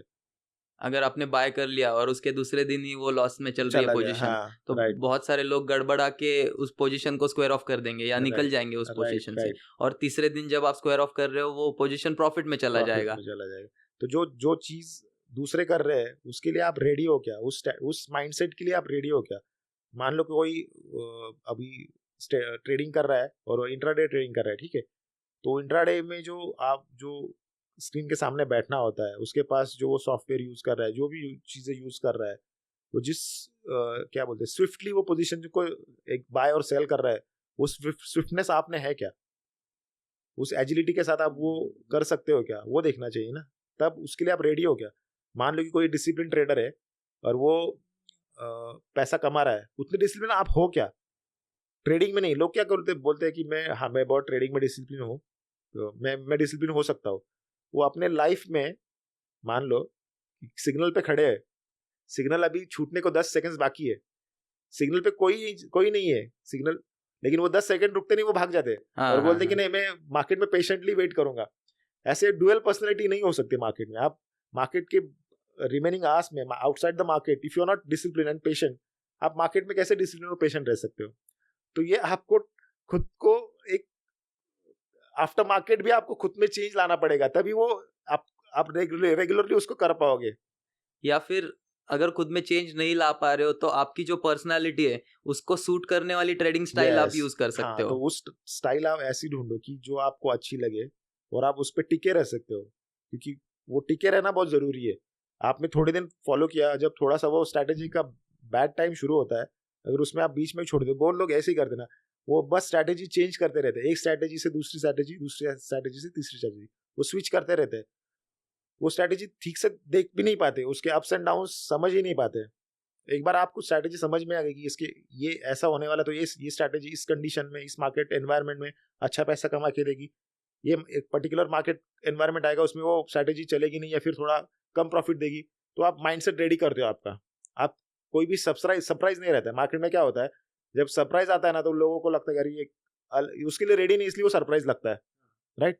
तो स्ट्रैटेजी आपको टेस्ट करनी पड़ेगी अच्छे से कि हाँ, ये स्ट्रैटेजी की ऐसे टाइम में मार्केट जब होता है तब मुझे ये स्ट्रैटेजी से बहुत पैसा मिलता है, एक टाइम आएगा जिसमें बहुत कम पैसा देगी या थोड़ा सा लॉसेस भी हो सकते हो, तो आप उसके लिए जब रेडी रहते हो तब उस पर टिके रहते हो। तो वो बेसिकली उसके रिजल्ट्स, कोई भी है उसके रिजल्ट्स मत फॉलो करो, उसका जो प्रोसेस है वो प्रोसेस को आप समझो पहले और फिर फॉलो करने की कोशिश करो। प्रोसेस अगर उसको आप इंटरनलाइज कर लोगे, उसके रेडी रेडी रहोगे उस प्रोसेस के लिए, तो फिर आप टिके रह सकते हो उस सिस्टम पे। तो जैसे आपने अभी बात की कि मार्केट के भी कुछ साइकिल्स होते हैं, तो जो ये इंटरनेट पे जो स्ट्रैटेजीज देते हैं या सोशल मीडिया पे कोई स्ट्रैटेजीज दे रहा है, तो इनके भी साइकिल्स होते होंगे, ये उसी टाइम पे काम करती है ये सारी स्ट्रैटेजीज। राइट। तो अगर जो व्यूअर है उसको देख रहा है या जो फॉलो कर रहा है उस चीज को, अगर समझो कि उसने वो ऑफ द साइकिल उस स्ट्रैटेजी को इम्प्लीमेंट कर दिया, तो उसका भी तो लॉस हो जाएगा वहां पे। तो इन सब चीजों का साइकिल पहचानना कैसा चाहिए, या कोई भी साइकिल रिलेटेड ऐसी बात बताओ कि कौन सी स्ट्रैटेजी या कौन सी ऐसी चीज है जो लोगों को फॉलो करनी चाहिए कि उससे वो एक बेटर स्ट्रैटेजी खुद ही डेवलप कर ले या किसी को फॉलो करने की जरूरत नहीं है। एक तो आप फुल टाइम ट्रेडर हो या नहीं हो, इसके बारे में खुद आंसर कर लो कि मुझे फुल टाइम ये ट्रेडिंग करना है या नहीं करना है, राइट। मेरा घर इस ट्रेडिंग के पैसे से जो प्रॉफिट आएगा उससे चलने वाला है या नहीं है, राइट। तो ये कुछ बेसिक क्वेश्चंस होते हैं, उनको आपको आंसर करना पड़ेगा खुद को कि ये मेरा फुल टाइम जॉब है, इससे ही मेरा घर चलने वाला है। तो उस टाइप के आपको स्किल डेवलप करने पड़ेंगे, उस टाइप की स्ट्रैटेजी आपको डेवलप करनी पड़ेगी, ठीक है। अगर नहीं है, आपको लगता है कि ये मेरा पैसिव इनकम हो सकता है या फिर सेकंड इनकम हो सकता है, राइट, तो उस टाइप, और आप कितने आपका टाइम उसमें दे सकते हो, राइट। पैसा तो ठीक है, पैसा है आपके पास, लेकिन टाइम है क्या वो एग्जीक्यूट करने के लिए? जैसे आप ट्रेडर बनना चाहते हो या आप, तो उसके लिए आप उतना टाइम है क्या आपके पास देने के लिए? फुल टाइम आप बैठ सकते हो, आफ्टर मार्केट आवर्स आप उसका स्टडी कर सकते हो, आप खुद, जैसे आज मार्केट खत्म होने के बाद कल का जो प्लान है उसके लिए आप जो नेसेसरी होमवर्क है उसके लिए आप आपके पास टाइम है क्या, नहीं है? तो ये सब पहले आंसर दिस क्वेश्चंस कि आप किसके लिए, आपके पास क्या टाइम है, आपके पास क्या कैपिटल है, राइट। मान लो आपके पास कैपिटल ही कम है और आप सोच रहे हो कि मैं फ्यूचर में ट्रेड करूंगा, नॉट पॉसिबल ना। आपके पास एक दो लाख कैपिटल है, आजकल 1-2 लाख कैपिटल में एक कोई भी लॉट आप खरीद सकते हो, लेकिन ठीक है, लॉट खरीदने के बाद जो एम टू एम लॉसेस आते हैं या फिर आपकी पोजीशन ले ली और लॉस में चली गई, उसको होल्ड करने के लिए आपको एम टू एम मार्जिन भरना पड़ता है, तो वो मार्जिन भी चाहिए आपके पास, राइट। तो ये सब, ये तो आप मार्जिन, आपके पास कैपिटल ही कम है तो आप एफ एन ट्रेड नहीं कर सकते हो, राइट। तो आपको ये समझना पड़ेगा कि आपको, आपके पास कितना कैपिटल है, आप कितना टाइम टाइम दे सकते हो, राइट। तो उस हिसाब से आपको स्ट्रैटेजी डेवलप करनी पड़ेगी। हाँ, आप अगर आप सोच रहे हो कि आप, मुझे इन्वेस्टर बनना है, ठीक है, अब मैं तो इन्वेस्टर, यानी इन्वेस्टर उसको बोलता हूँ जो जनरेशंस के लिए पैसा लगाता हो। ओके, एक बार, हाँ हाँ।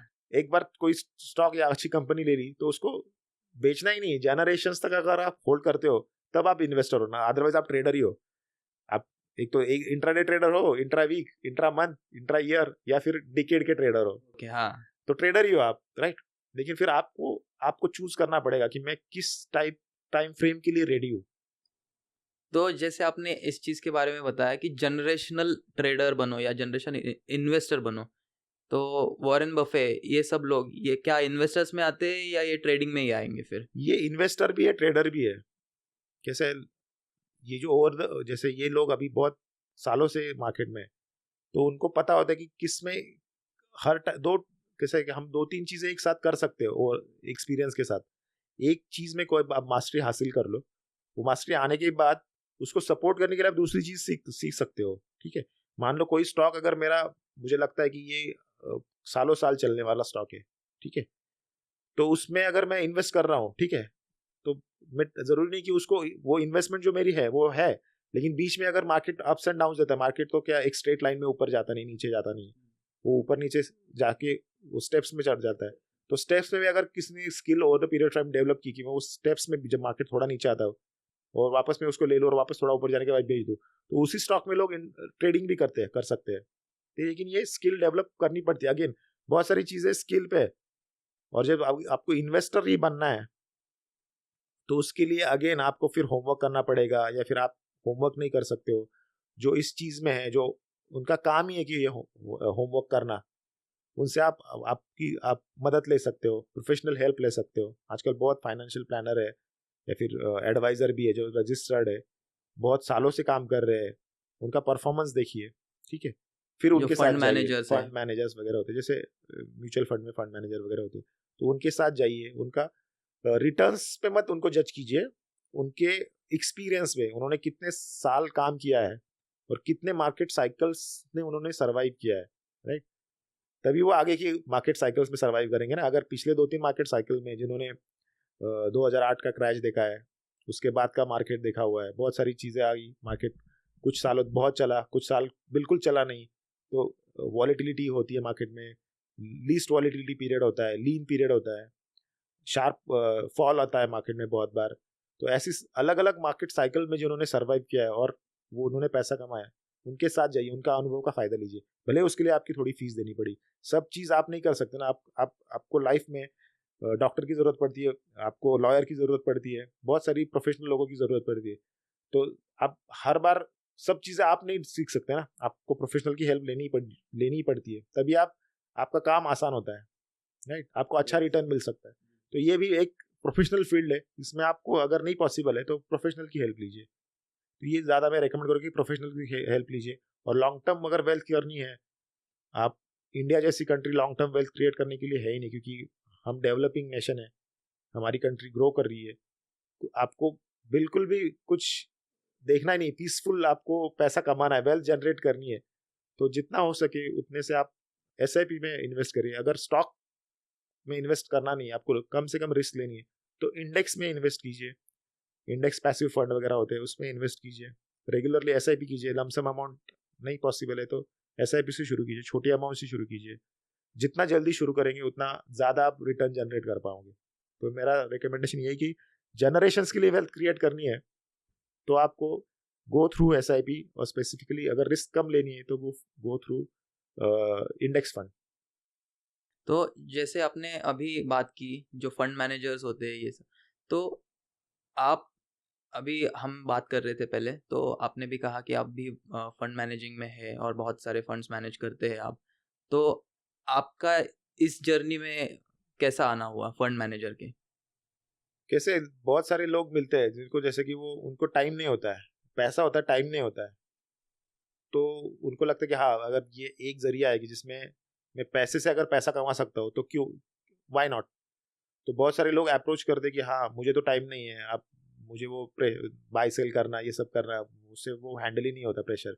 स्टॉक मैंने आज ले लिया और कल स्टॉक 2% या 5% नीचे चला गया, तो मैं उसको सहन नहीं कर सकता हूँ, वो देखते हुए लॉस में जा रहा है, तो वो माइंडसेट नहीं होता है वो, तो उनसे वो हैंडल ही नहीं होता प्रेशर। तो वो बोलते कि ठीक है, मैं देखूंगा नहीं, आप पैसा ले लो और मुझे आप कर लो ये काम। तो ऐसे बहुत लोग अप्रोच होते हैं, तो उनका फिर क्या, अभी मेरा भी प्रोफेशन है, तो मैं फिर उनके पैसे लेके फिर उनके साथ काम करता हूँ, ताकि मेरी फीस लेके फिर पैसा कमा, आई मीन मेरा एक्सपीरियंस का पैसा मैं उनसे लेता हूँ और उनको उनके पैसे से उनके रिटर्न जनरेट होते हैं, तो वो भी है खुश और मैं भी खुश, दोनों के लिए विन विन सिचुएशन है। उनके पास पैसा है, मेरे पास नॉलेज है, तो इससे उनके भी पैसे बढ़ता है और मेरे पास भी एक्स्ट्रा इनकम शुरू हो जाता है मेरा भी। और वैसे तो आप ट्रेडिंग करते ही हो, राइट। तो उसके बीच में ये भी चीज़ है, तो एक लगे हाथ ये भी चीज़ हो जाती है। हाँ, लेकिन क्या होता है जब दूसरे का पैसा होता है ना, तो आपको ज्यादा, आपके पैसा आप गवा सकते हो, ठीक है, आपको किसी को आंसर नहीं करना है, लेकिन जब लोगों का पैसा होता है, राइट, तो उनको हमें आंसर देना पड़ता है कि अरे मैंने पैसे लगाए हैं, और वो एक प्रेशर भी रहता है। तो आप ज्यादा फोकस होके, ज्यादा क्लैरिटी से आप उस पर काम कर सकते हो, और आपकी भी डिसिप्लिन बढ़ने लगती है, आपकी रिस्पॉन्सिबिलिटी बढ़ती है तो आप ज़्यादा से अच्छे से, कुछ लोग बोलते हैं ना कि रिस्पॉन्सिबिलिटी होती है तो अच्छे से काम करते हैं। जैसे मान लो कि विराट कोहली, हाँ जो चेसिंग में बहुत अच्छा आई मीन क्रिकेट खेलते हैं, उनका बेस्ट क्रिकेट जब भी वो अंडर प्रेशर थे उन्होंने हमें देखने को मिला है। तो वैसे जब कभी कभी रिस्पॉन्सिबिलिटी होती है ना, तो आप किसी को आंसर देते हो तो आप ज्यादा सोचते हो उसके बारे में, हाँ ये रिस्क लूँ या ना लूँ, ज्यादा बेहतर तरीके से उससे देखते हो कि अरे हाँ, मैं खुद का पैसा होता तो मैं उसको ये रिस्क ले सकता था, लेकिन अभी दूसरे का पैसा है तो और ज्यादा तो कॉशियस हो और ज्यादा जाते हो। कॉशियस हो जाते हैं। और एक्चुअली मार्केट में यही है कि आपको सीखना पड़ता है कि हाउ टू लूज। बाकी फील्ड में सिखाया नहीं जाता है कि मार्केट में आप हाउ टू लूज, यानी क्या, ये क्या है, सीखने का तरीका है क्या? एक तो किसी को लूज करना पसंद नहीं होता है, हमें सिखाया जाता है कि लूजिंग इज बैड। हाँ लेकिन मार्केट में ये चीज है कि आपको सीखना पड़ता है कि कैसे, how to lose a trade आपके विद इन लिमिट। पैसा अकाउंट ब्लो करना नहीं, कैसे थोड़ा थोड़ा नुकसान सहन करना सीखो ताकि बड़ा प्रॉफिट कमा सको। ये सीखना बहुत जरूरी है मार्केट में। अगर छोटा लॉस दोगे तभी आप मार्केट में टिके रहोगे। आपके पास जब आप जो भी करते हो, ट्रेडिंग करते हो, जो भी शॉर्ट टर्म लॉन्ग टर्म, आपका लॉसेस छोटे होने चाहिए। तो छोटे लॉसेस दो, बड़े प्रॉफिट कमाओ, या फिर छोटे प्रॉफिट। तीन ही ऑप्शन होने चाहिए, छोटा लॉस, छोटा प्रॉफिट या फिर बड़ा प्रॉफिट। कभी भी बड़ा लॉस आप नहीं लेना ऑप्शन चाहिए। में रखना ही नहीं है बड़ा हाँ, जो लॉस। भी, कोई भी चीज हो, जो भी आप ट्रेड ले रहे हो, इरिस्पेक्ट ऑफ फ्यूचर में कर रहे हो, ऑप्शन में कर रहे हो, या फिर कैश में कर रहे हो, डिलीवरी कर रहे हो, तो आपको देखना है कि कहीं कौन सा भी इंस्ट्रूमेंट रहने दो, फॉरेक्स कर रहे हो, जो भी कर रहे हो, लॉस छोटे होने चाहिए। होते हैं लॉस, ऐसा ना, ऐसे और ऐसी भी स्ट्रेटजी के पीछे मत भागो जिसमें लॉस ना हो, तो आपको ऐसी स्ट्रेटजी मिलेगी नहीं। लॉस करो लेकिन छोटे लॉसेस करो विद इन योर लिमिट्स। मतलब कोई भी बिजनेस में लॉसेस तो होने ही है। सब बिजनेस में होते हैं। समझ लो कि मेरा एक आइसक्रीम बेचने का ठेला है, तो करेक्ट समर में तो चलेगा लेकिन विंटर में नहीं चलेगा। तो करेक्ट वो टाइम पे तो जितने मैंने आइसक्रीम्स के रॉ मटेरियल ला के रखा है या जितनी आइसक्रीम्स ला के रखी है उसको तो वेस्ट होना ही है। करेक्ट तो लिमिटेड अमाउंट में वेस्ट करना कभी भी सही है, करेक्ट और समर्स में उसको डबल करना। करेक्ट। तो ये भी अभी बिजनेस का होगा, उसको पता होना चाहिए कि हाँ ये बिजनेस मेरा सिक्लिकल है, समर में चलने वाला है, विंटर में कम चलने वाला है, तो उस हिसाब से वो खुद को एडप्ट करना चाहिए ना। तो ये भी जरूरी है। बिजनेस की जो छोटे छोटे चीजें होती है वो आपको समझनी पड़ेगी। बेसिक चीजें होती है कि कौन सा बिजनेस का, सीजनलिटी बिजनेस होते हैं बहुत सारे, तो आपको समझना पड़ेगा हाँ कि मेरा ये बिजनेस का अ, ऐसे ये बिजनेस चलने वाला है, तो उसको मैं कैसे चलाऊँ ठीक से कम लॉसेस करूँ, तो ज्यादा से ज्यादा जब अच्छा टाइम आता है ज्यादा से ज्यादा पैसे कमाऊँ। तो अगर सर जिसको अगर फंड मैनेज करना है तो उनके लिए अपने व्यूअर्स के लिए बता दीजिए कि वो आपसे कैसे रीच कर पाएंगे। कैसे, मैं तो एक्चुअली बहुत लिमिटेड और प्राइवेट लोगों का ही फंड्स मैनेज करता हूँ, ताकि हाँ हमारे बेसिकली जो जो जिसका मैं फंड मैनेज कर रहा हूँ उसका और मेरा सोचने का तरीका अगर एक लाइन पे है तभी वो हो सकता है। लेकिन वो अगर सामने वाला सोचता है कि नहीं उसको हर महीना पैसा कमाना है, ठीक है, तो और मेरा तरीका ऐसा कि मैं हर साल पैसा नहीं, गारंटी नहीं देता कि हर साल पैसा कमाऊंगा, हर महीना पैसा कमाऊंगा। तो वो उस माइंडसेट अगर आता है तो हमारी तो बात बनेगी नहीं। वो अलग लाइन पे सोच रहा है, मैं अलग लाइन पे सोच रहा हूँ, ठीक है। तो मेरी और मेरे क्लाइंट की सोच एक डायरेक्शन में होनी चाहिए। मेरा डायरेक्शन ये होता है कि हमें मार्केट से वेल्थ क्रिएट करना है, राइट। वेल्थ यानी आप आज 1 लाख रुपए लगाया आपने, अगर जो प्रॉफिट हो रहा है वो नेक्स्ट मंथ या नेक्स्ट साल आपने निकाल लिया, तो आपका कैपिटल तो बेस बढ़ेगा ही नहीं, राइट। तो अब बड़ा कैपिटल बढ़ेगा नहीं तो आप ज्यादा प्रॉफिट तो कमा नहीं पाओगे, राइट। तो कैपिटल बढ़ेगा कैसे, वेल्थ कैसे बनेगी? अगर आप 10 लाख का अकाउंट 1 करोड़, या फिर उसको टाइम दोगे 5 साल 10 साल, और फिर वो 1 करोड़ का अगर होता है, तो वो 1 करोड़ का वैल्यू अगर वो, तो फिर उसको वेल्थ बोलते हैं ना, उससे कुछ एसेट खरीद सकते हैं। तो ऐसे लाइन पे जो लोग होते हैं उनके साथ मैं काम करता हूँ। और यूजुअली जिनको सीखना है उनको मैं यूजुअली मैं ट्विटर पे भी हूँ, और मेरा एक टेलीग्राम चैनल है, वो एकदम फ्री ऑफ कॉस्ट है, मैं उसकी कोई फीस नहीं लेता हूँ। जिनको सीखना है कि हाँ मार्केट में कैसे अच्छे स्टॉक ढूंढे और कैसे उसमें बने रहे, कैसे उसमें पैसे बन सकते हो, तो लोग वहां से मुझसे जुड़ सकते आपके टेलीग्राम चैनल का मैं लिंक दे दूंगा हैं। यस। डिस्क्रिप्शन में। और क्या मतलब आप कौन सी स्ट्रैटेजी फॉलो करते हो? Over the period of time मैं तो ट्रेडिंग भी करता हूँ फ्यूचर में, लेकिन मेरा 50% एक्सपोजर होता है मेरा। सपोज मान लो मेरा मेरा कैपिटल 10 लाख का है अकाउंट, तो मैं बस 5 लाख 50% अमाउंट मेरी ट्रेडिंग में जाएगी फ्यूचर में, और 50% अमाउंट मेरी मेरे स्टॉक्स में रहती है। और मेरे stock usually on an average 6 से 8 महीने में होल्ड करता हूँ मैं। ऐसे क्योंकि पता नहीं कि कौन सा स्टॉक आज अच्छा है, 6 महीने बाद उसका क्या फ्यूचर है, क्योंकि गवर्नमेंट प्राइस जो बढ़ती है स्टॉक की उसके पीछे बहुत सारी रीजंस होती है, उसमें गवर्नमेंट का भी बहुत रोल होता है। तो हमें फ्यूचर हम कह नहीं सकते कि हाँ ये स्टॉक 100% अगले 5 साल 10 साल रहेगा भी या नहीं रहेगा भी। तो जब तक वो स्टॉक प्रॉफिट दे रहा है हमें उसके साथ बने रहना है। जब तक हमें लगता है कि हाँ अभी ये काफ़ी बढ़ गया है या अपने टारगेट पे पहुंच गया है, तो हम उसकी स्विच कर जाते हैं और बेटर अपॉर्चुनिटी बेटर स्टॉक में इन्वेस्ट करते हैं। ये 50% अमाउंट में मैं स्टॉक ट्रेडिंग करता हूँ। यूजुअली 6 महीने से 1 साल का उसका होराइजन होता है होल्डिंग पीरियड स्टॉक्स का। और फिर जो अच्छे स्टॉक होते हैं उनको होल्ड करके अगर लगता है कि हाँ कुछ स्टॉक हम, ये तो ज़्यादा टेक्निकल हो जाएगा, लेकिन उसको हम प्लेज करते हैं, उसी मार्जिन को हम एफएनओ में यूज़ भी करते हैं। क्या होता है प्लेज करना? जैसे मान लो आपके पास, जैसे आपकी एसेट है कोई भी, जैसे आपको घर है, आपके पास सोना है, आप उसको गिरवी रखते हो और उसके अगेंस्ट आपको लोन मिलता है, राइट? तो शेयर्स भी एसेट ही होते हैं, जो एक्चुअल शेयर्स होते हैं उसको आप प्लेज करते हो, यानी उसको गिरवी रखते हो और उसके अगेंस्ट आप मार्जिन लेते हो कुछ बिना बोलते हैं कि बिना ब्याज के, आप उसके अगेंस्ट कोलैटरल होता है, वैसे वैसे हम उसको मार्जिन के यूज में अपनी एफएनओ में ट्रेडिंग के लिए उसका कैपिटल यूज कर सकते हैं। मान लो मेरे पास 5 लाख वर्थ ऑफ शेयर्स है अच्छी कंपनी के, तो उसको मैं ब्रोकर के साथ प्लेज करता हूँ यानी गिरवी रखता हूँ, और उसके मुझे 80% वो मुझे मार्जिन देता है ट्रेड करने के लिए। तो डायरेक्ट कैश तो नहीं लेते हम लोग, लेकिन एक्सपोजर लेते हैं उसने उतने अमाउंट का, ताकि हम वो ट्रेड कर पाए। तो ये एक तरीका, मेरे ये ऐसे क्लब करके चलता हूँ मैं। लेकिन मेरा अभी ज़्यादा फोकस, अभी रिसेंटली गवर्नमेंट ने एफएनओ पे एसटीटी बढ़ा दी और फ्यूचर एंड ऑप्शन के टैक्सेस भी ज़्यादा है, अगर आप प्रॉफिट कमाते हो तो उस पर टैक्सेस भी ज़्यादा देना होता है। और कंपेरेटिव टू स्टॉक्स ज़्यादा टैक्स भी नहीं है उसमें। शॉर्ट टर्म ट्रेडिंग भी करते हो आप, 1 साल के अंदर बेचते हो तो भी 15% ही टैक्स देना पड़ता है, तो टैक्स लाइबिलिटी भी कम है और ट्रांजैक्शन कॉस्ट भी स्टॉक्स में कम है, और मिनिमम लीवरेज कुछ नहीं है। 100% आप आपके पास जितने पैसे उतने पैसे के ही आप शेयर्स लेते हो, तो आपकी रिस्क भी ऑटोमेटिक कम हो जाती है, अपने आप कम हो जाती है। तो ये ज़्यादा पीसफुल और सेफ तरीका लगता है कि मुझे, जिनको एफएनओ में तो आप अगर ज़रूरी स्किल आपने डेवलप नहीं की तो आप बस इक्विटी में ही आप खरीदो शेयर्स और अच्छे अच्छे शेयर्स लो और उनको बेच दो सही टाइम पे, तो उससे भी अच्छी आपकी वेल्थ जनरेट होती है। तो मैं यूजुअली स्टॉक्स में ज़्यादा करता हूँ। तो ट्रेडिंग और स्टॉक्स, इन दोनों को अगर रेशो मिलाया जाए, एक अगर रेशो निकालते हैं हम, तो आपको क्या लगता है ज़्यादा फायदा किस में आएगा किसी को?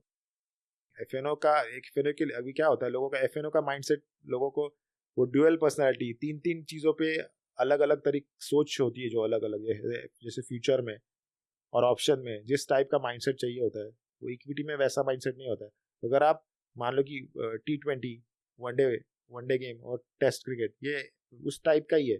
T20 यानी अपना ऑप्शन ट्रेडिंग हो गया, वनडे यानी फ्यूचर ट्रेडिंग हो गया, और इक्विटी यानी टेस्ट क्रिकेट हो गया। अगर तीनों के लिए आप प्रिपेयर्ड नहीं हो तो आप तीनों मत करो, एक ही चीज़ में आपकी स्पेशलिटी है। आप T20 प्लेयर हो तो बस एफएनओ ही करो, अब फ्यूचर ऑप्शन ही करो। अगर वनडे प्लेयर हो तो फ्यूचर में आओ, अगर आप टेस्ट प्लेयर हो तो आप इक्विटी में आओ। तो तीनों मिक्स करना एट टाइम्स बहुत डिफिकल्ट होता है, स्विच करना हो। नहीं तो लोग क्या होता है, ट्रेडिंग माइंडसेट वाले अगर इक्विटी में भी ट्रेडिंग करने लगे तो आपका वेल्थ बनेगा ही नहीं। आप उसको लोगे, आप ये महंगा हो गया, आपके दूसरी स्ट्रैटेजी के हिसाब से आप उसको बेच दोगे, लेकिन वो और बढ़ता जाता है। तो तीनों अगर मिक्स करना आपको आपके लिए मुश्किल है तो भले उसको अवॉइड ही करो, एक ही चीज़ में फोकस करो। एक एक चीज़ के लिए आपको खुद को तैयार करो, then you can think about दूसरी स्ट्रैटेजी और दूसरा दूसरा जो ऑप्शन है उसके लिए, कि हाँ मैं फ्यूचर में भी कर सकता हूँ, मैं इक्विटी में भी कर सकता हूँ, या फिर इक्विटी में हो आप अच्छे हो तो आप बाद में सोच सकते हो कि हाँ थोड़ा सा आपका जो प्रॉफिट हुआ है उसमें से some portion you can explore करने के लिए, हाँ चलो देखते मैं कर सकता हूँ नहीं कर सकता हूँ। वो सीखने के लिए आप थोड़ी ट्यूशन फी देनी पड़ेगी। तो आपका जो कैपिटल का है 5% 10%, आप जो इजीली अफोर्ड टू लूज, आपका जो कैपिटल है उसका जो, जैसे मान लो आपने 10 लाख से शुरू किया कोई भी अकाउंट और आपका अकाउंट हो गया 12 लाख रुपए, ठीक है, आपका 2 लाख रुपए प्रॉफिट हो गया।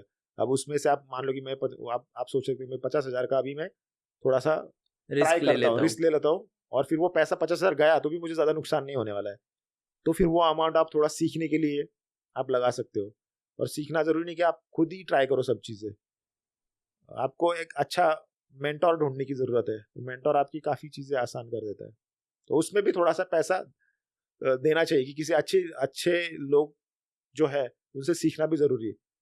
बस उनका रिजल्ट नहीं, उनकी थॉट प्रोसेस समझना पड़ेगा, वो सक्सेसफुल ट्रेडर है या नहीं है ये भी देखना पड़ेगा, तब उनसे जैसे सीखिए। आपने मेंटोर के बारे में जिक्र किया अभी, तो आपका कोई मेंटोर है या आप जिसको लुक फॉरवर्ड करते हो, जिससे आप सीखते हो, ऐसा कोई है?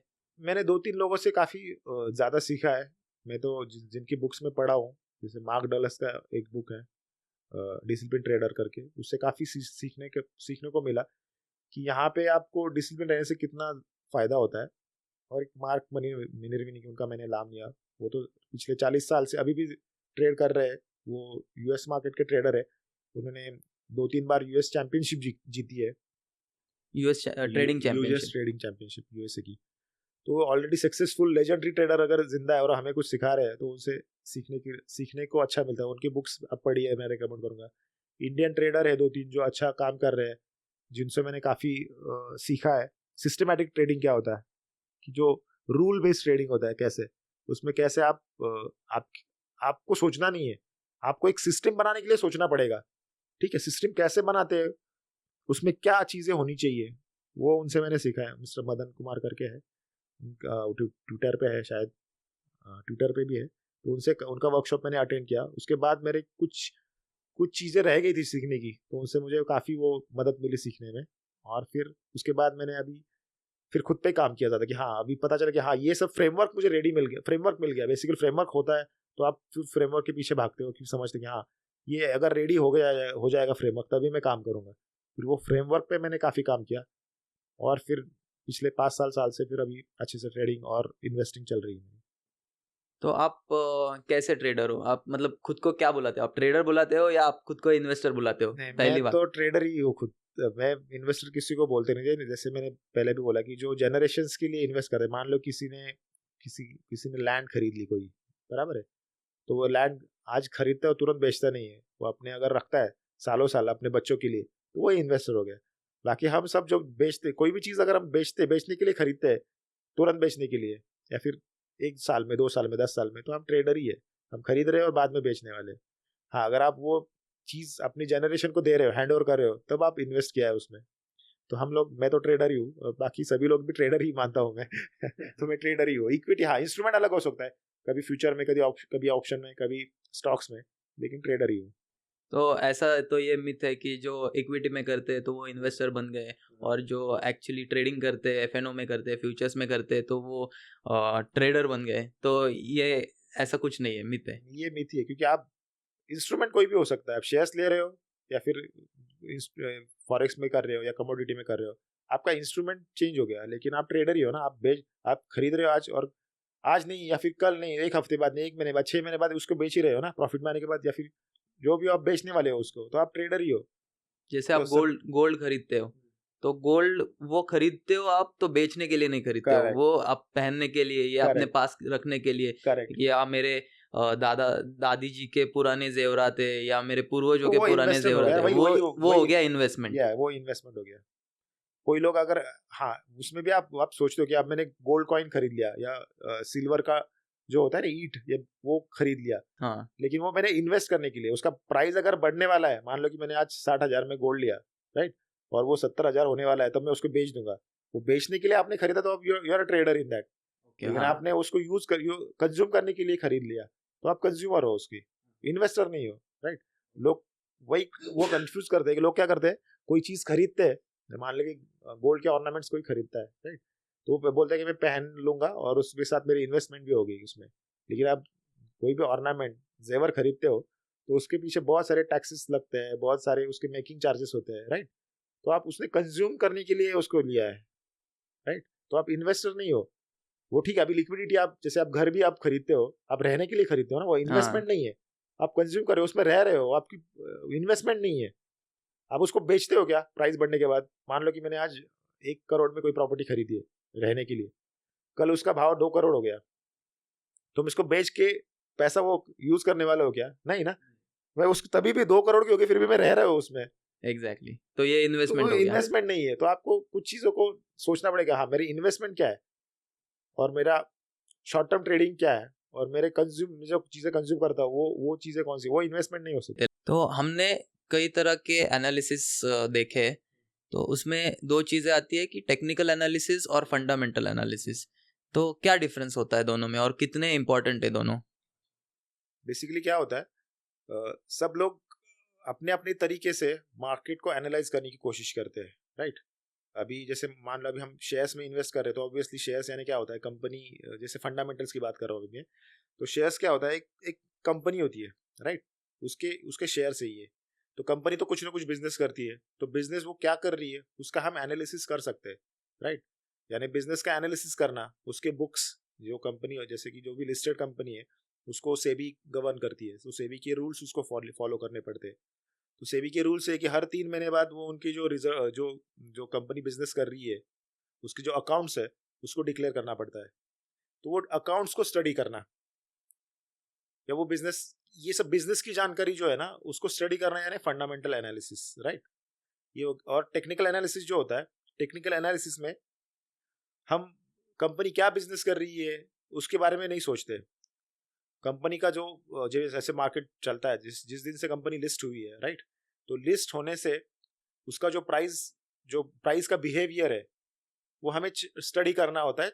उसको चार्ट फॉर्म में लोग स्टडी करते हैं, अलग अलग फॉर्म में स्टडी करते हैं, लेकिन बेसिकली टेक्निकल एनालिसिस की उसके प्राइस पैटर्न को स्टडी करना। तो ये टेक्निकल एनालिसिस हो गया, यानी प्राइस पैटर्न, जो भी प्राइस की मूवमेंट हो रही है इस शेयर की प्राइस में, डेली बेसिस पे, वीकली बेसिस पे, जो भी है उसको एनालिसिस करना कि वो प्राइस कैसे मूव हो रही है, और उसका एनालिसिस करके आपको आपका पोजीशन लेना होता है, एनालिसिस करना होता है। ये हो गया टेक्निकल एनालिसिस। दोनों के अपने अपने प्रोज एंड कॉन्स है। जैसे जैसे अब टेक्निकल की बात करें तो आपको बिजनेस की जानकारी ना हो, लेकिन प्राइस बिहेवियर स्टडी करके, ऑब्वियसली, क्योंकि मार्केट मार्केट यानी क्या होता है कि बहुत सारे लोग एक जगह पे आके बाय और सेल कर रहे हैं स्टॉक्स को, राइट। तो उसमें एक ह्यूमन साइकोलॉजी होती है, ह्यूमंस वो बाय और सेल करते हैं। तो वो प्राइस में आपको वो जो पैटर्न होता है ह्यूमन बिहेवियर का, वो एनालाइज करके आप थोड़ा प्रेडिक्शन कर सकते हैं, हाँ अब प्राइस कहाँ किस डायरेक्शन में जा रहा है, उस हिसाब से आपको आपकी पोजीशन लेनी होती है टेक्निकल एनालिसिस में। तो प्योरली प्राइस एनालिसिस। और उसके फायदा ये कि आपको बिजनेस के बारे में सोचना नहीं है, किसी को पूछना नहीं है, कुछ नहीं, कुछ स्टडी नहीं करना है, बस प्राइस को एनालाइज करना है और आपकी पोजीशन लेनी है, ठीक है। तो आपका काम बहुत एक लिमिटेड हो जाता है, लेकिन बस वर्सेस वही लेकिन क्या फंडामेंट। ये खतरनाक नहीं है, जो बिजनेस के बारे में आपको अगर किसी के पता नहीं है और बस टेक्निकल एनालिसिस के बेसिस पे आप पोजीशंस बना रहे हो मार्केट में, तो क्या ये रिस्की है? रिस्की तो ऑब्वियसली दोनों रिस्की है, क्योंकि क्या होता है, आप जब फंडामेंटल एनालिसिस करते हो, आपके पास फंडामेंटल एनालिसिस करने के लिए, बिजनेस की जानने के लिए आपके पास कितने रिसोर्सेस है। आप तो इंडिविजुअल, अगर मैं रिटेल ट्रेडर की बात करोगे, मगर मुझे एक बिजनेस के बारे में जानना है, तो कितना मैं जान सकता हूँ वो बिजनेस के बारे में, वो कंपनी में कितना जा सकता हूँ, कौन मुझे वो मेरे क्वेश्चंस को आंसर करेगा, जो भी कंपनी के रिजल्ट्स आते हैं उसके बारे में मैं पिछला जो उन्होंने रिजल्ट किया है उसके बारे में एनालिसिस कर पिछला एनालिसिस करता हूँ मैं, राइट। फॉरवर्ड लुकिंग एनालिसिस तो उसके बेस पे होता है, जो पीछे हुआ है। जरूरी नहीं कि वो पीछे जो हुआ है वो अगले 6 महीने 1 साल में वही कंटिन्यू हो, क्योंकि बहुत सारी चीजें होती है एक बिजनेस में, तो उसमें भी लिमिटेशंस होती हैं। तो हमें पूरी जानकारी तो दोनों केस में नहीं मिलती है, हमें सब, हम बस अंदाजा ही लगा सकते हैं, राइट। उस वो अंदाजा है, उसको हमें में कहीं ना कहीं ये भी अगर उसकी रिस्क अगर कम करनी है तो हमें ये भी मान के चलना पड़ेगा कि ये एनालिसिस जो मेरा, ये कभी गलत भी हो सकता है, राइट। फंडामेंटल भी हो सकता है, या फिर एनालिसिस जो भी है वो स्टडी मेरा गलत भी हो सकता है। तो उसके लिए हमें कहीं ना कहीं रुकना भी पड़ता है कि हाँ, जिसको हम स्टॉप लॉस बोलते हैं टेक्निकल लैंग्वेज में, वो स्टॉप लॉस भी रखना पड़ता है। कोई अगर फंडामेंटल एनालिसिस करता है तो वो मानता है कि ये बिजनेस ऐसा चल रहा है, ऐसा ही चलेगा, लेकिन उसका व्यू भी उसको चेंज करना पड़ेगा। अगर वो बिजनेस वैसा चल नहीं रहा है तो वो बिजनेस में से बाहर निकलना पड़ेगा, राइट। ये फंडामेंटल एनालिसिस का तरीका हो गया।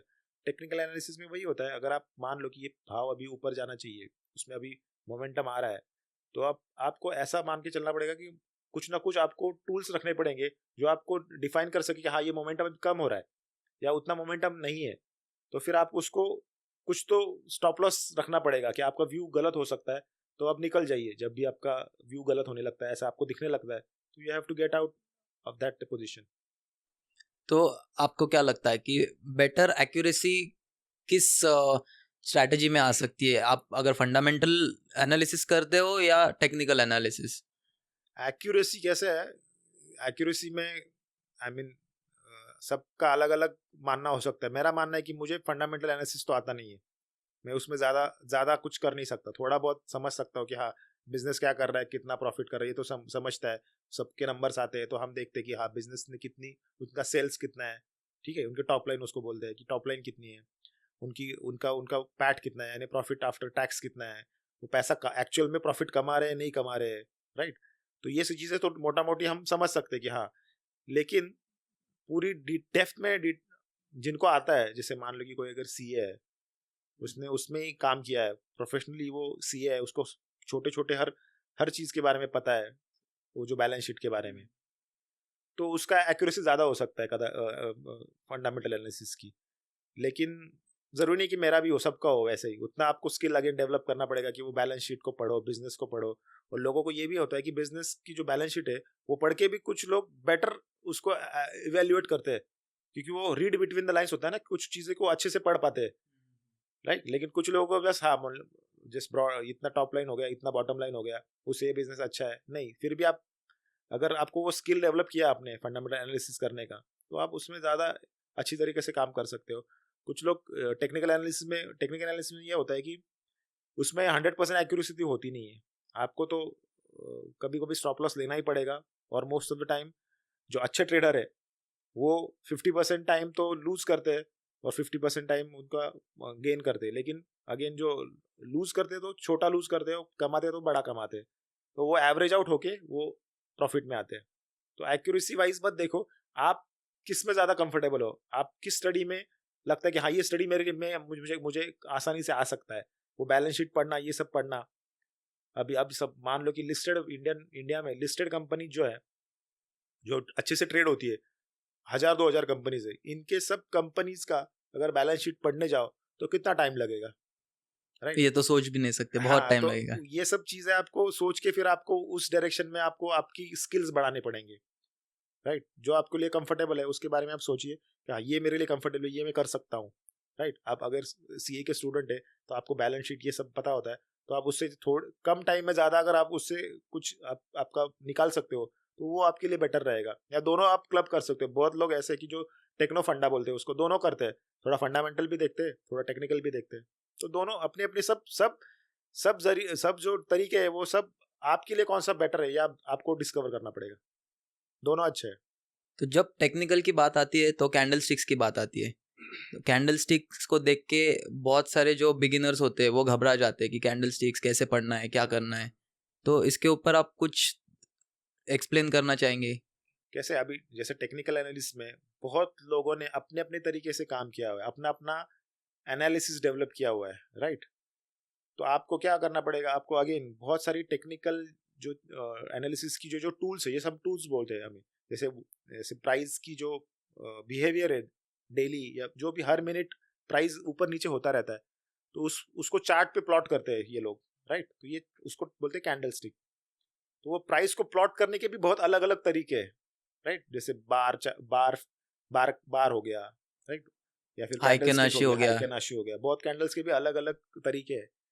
कोई पॉइंट एंड फिगर यूज करता है, चार्ट के टाइप्स है।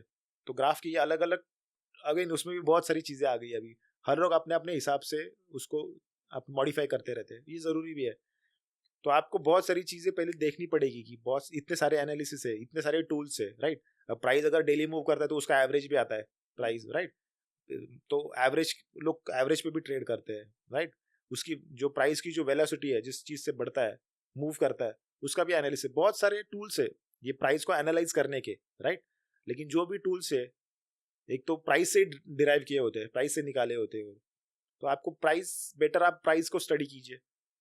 टूल्स आप अपने हिसाब से जो भी आपको लगता है, आप जिस जिस जिस टाइम फ्रेम पे आप ट्रेड कर रहे हो उसके लिए अलग अलग उसके टूल्स बने हुए हैं। तो आप दो चार टूल्स, बहुत सारे टूल्स पहले एक्सप्लोर कीजिए। आपकी आपकी आपकी मेथड जो है उसके लिए कौन सा परफेक्ट आपको इंडिकेशन दे रहा है, उसको आप उसके साथ मर्ज कीजिए, काफी टाइम उसको टेस्ट कीजिए। तब आपको पता चलेगा हाँ ये मेरी जो थॉट प्रोसेस है, जो मेरा टाइम फ्रेम है, उसके लिए ये टूल सही है। तो जैसे अगर कोई बिगिनर है और उसे स्टार्ट करना है, तो उसे बहुत सारी जानकारी दे के मतलब उसे कंफ्यूज नहीं करना है। तो बहुत कम चीज़ों के साथ अगर उसको कुछ आपको गाइड करना होगा, कि टेक्निकल एनालिसिस ऐसे करते हैं, कैंडलस्टिक आपको ऐसे पढ़ना है, और ये लिमिटेड टूल्स है, इनको यूज करके आप एक बेटर रिजल्ट पा सकते हैं। तो क्या आप उसके बारे में कुछ गाइडेंस दे सकते हैं?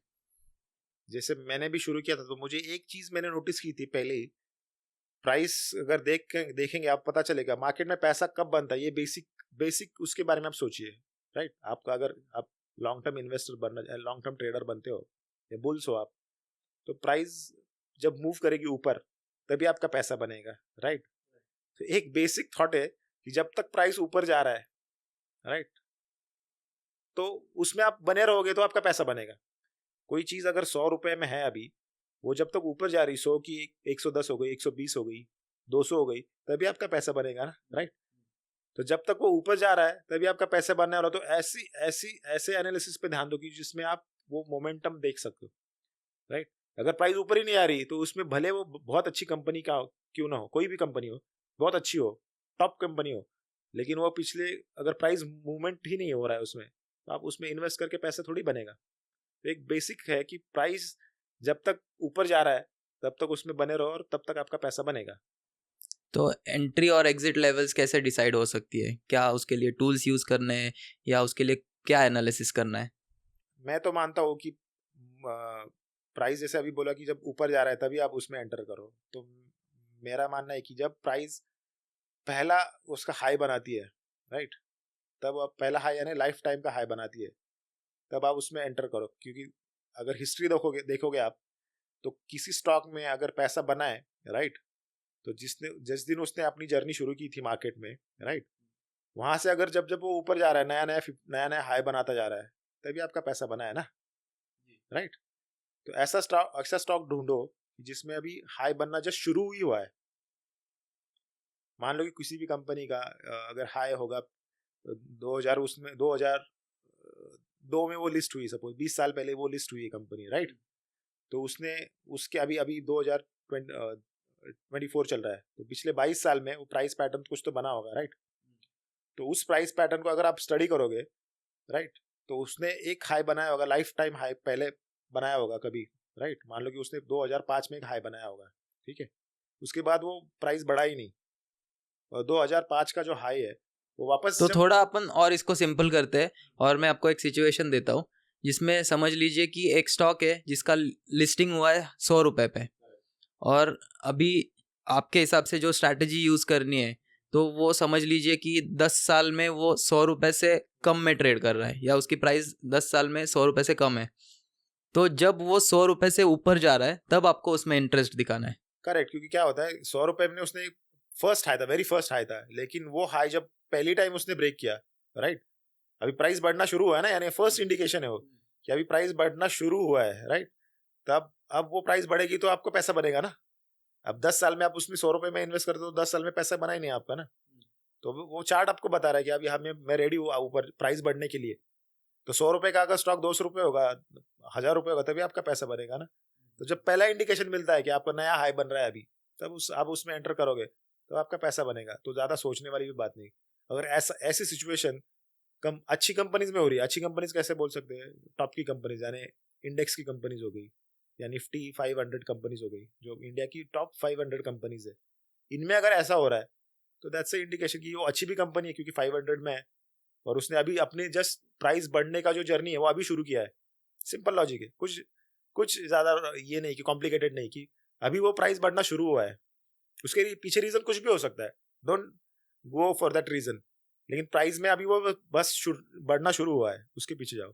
मतलब एक कंपनी अगर 100 पे लिस्ट हो रही है और वो वापस उसकी जर्नी में नीचे जा रही है, और वापस अगर वो 100 पे आ रही है, तो इसका मतलब ये है कि कंपनी में कुछ तो प्रॉफिट्स बन रहे हैं, तभी जाके वो वापस प्राइस ऊपर जा रहा है। हाँ, क्योंकि क्या होता है कि शेयर प्राइस का जो प्राइस है, अभी शेयर का जो प्राइस है, it's a reflection of its business, right.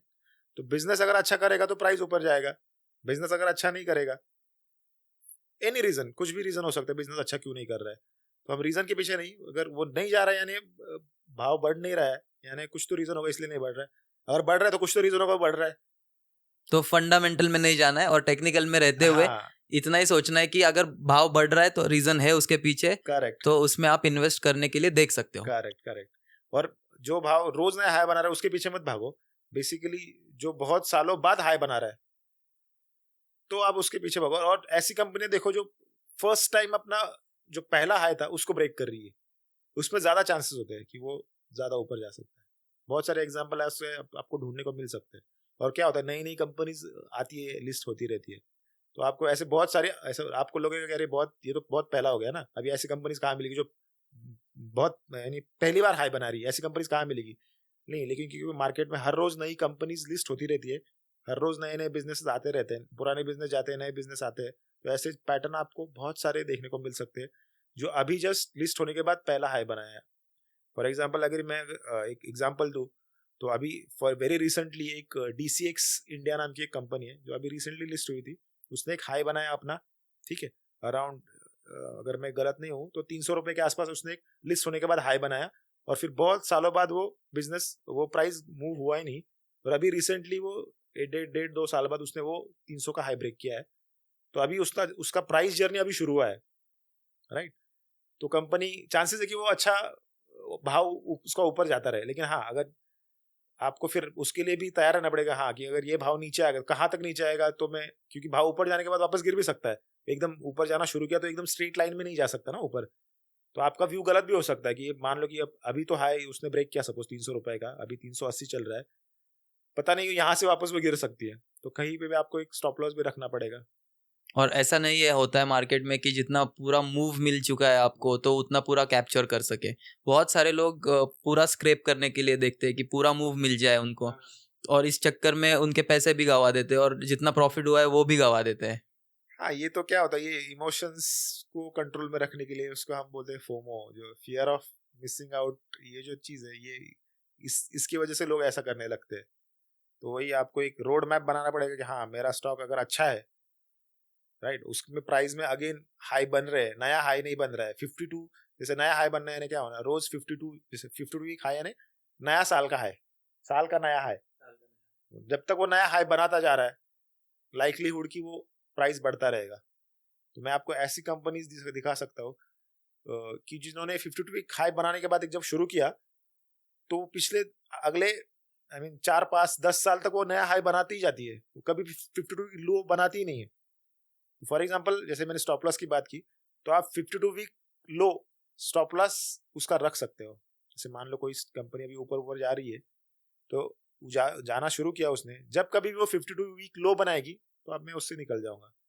या फिर तो मैं सबको एक चीज बताना चाहता हूँ कि हम इन्वेस्टमेंट के बारे में बात करें, मतलब लॉन्ग टर्म लॉन्ग होल्डिंग के टर्म, बारे में। यस यस 52 वीक लो जो है वो लॉन्ग टर्म होल्डिंग के लिए करेक्ट। यूज हो सकता है। या फिर लोग जो होता है आजकल बहुत सारे बड़े बड़े investor 200 day moving average use करते हैं, उसके प्राइस नीचे अगर प्राइस रहता है क्लोज होता रहता है बार बार, तो वहां से वो वीकनेस आना शुरू हो गया ऐसा मानते हैं, तो उसके नीचे आप इसका एग्जिट मतलब कर अगर सकते हो। कोई स्टॉक अगर सच में स्ट्रांग है तो वो 52 डेज का वो एवरेज टच ही नहीं करेगा, हाँ, वो हमेशा ऊपर 200 ही डे जाता रहेगा। मूविंग के ऊपर ही रहेगा, ऊपर ही सस्टेन करेगा, अगर उसमें रियल उसमें वो मोमेंटम है तो।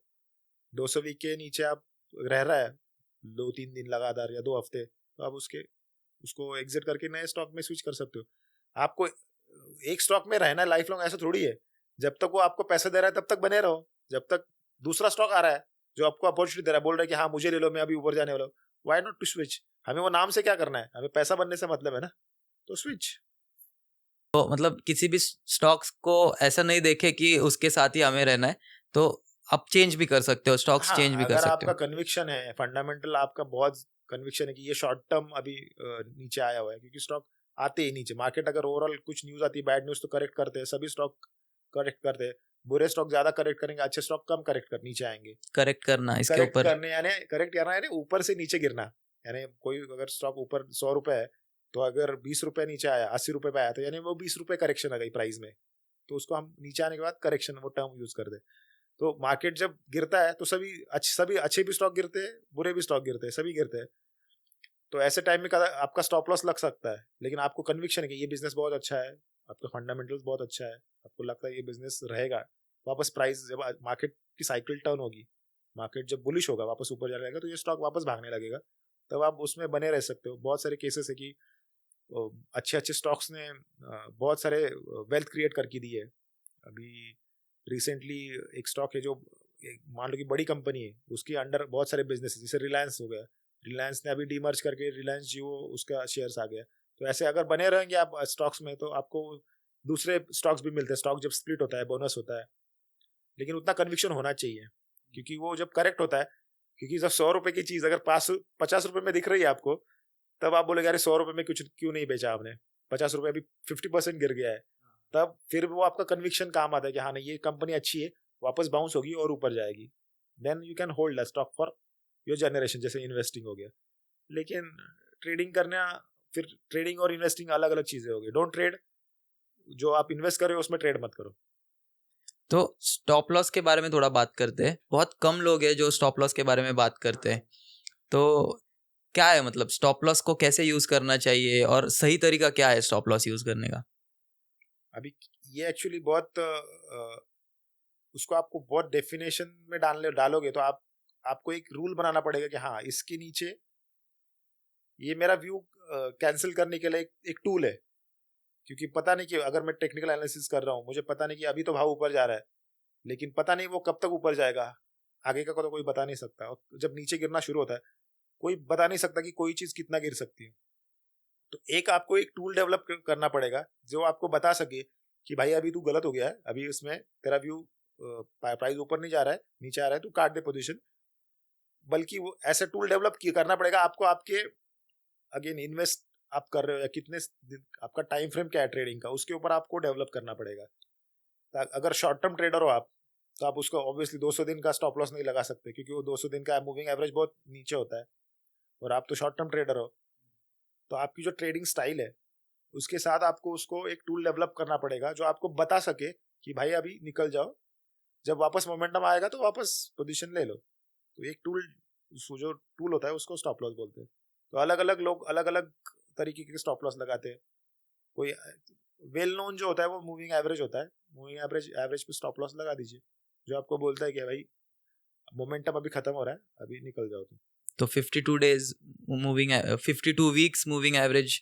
हाँ ये तो लॉन्ग टर्म वाले लोगों के लिए हो गया। जैसे शॉर्ट टर्म कोई ट्रेड कर रहा है, शॉर्ट टर्म 1 वीक के लिए ट्रेड कर रहा है, 2 वीक के लिए ट्रेड कर रहा है, तो वो 5 डे मूविंग एवरेज भी लगा सकता है, राइट।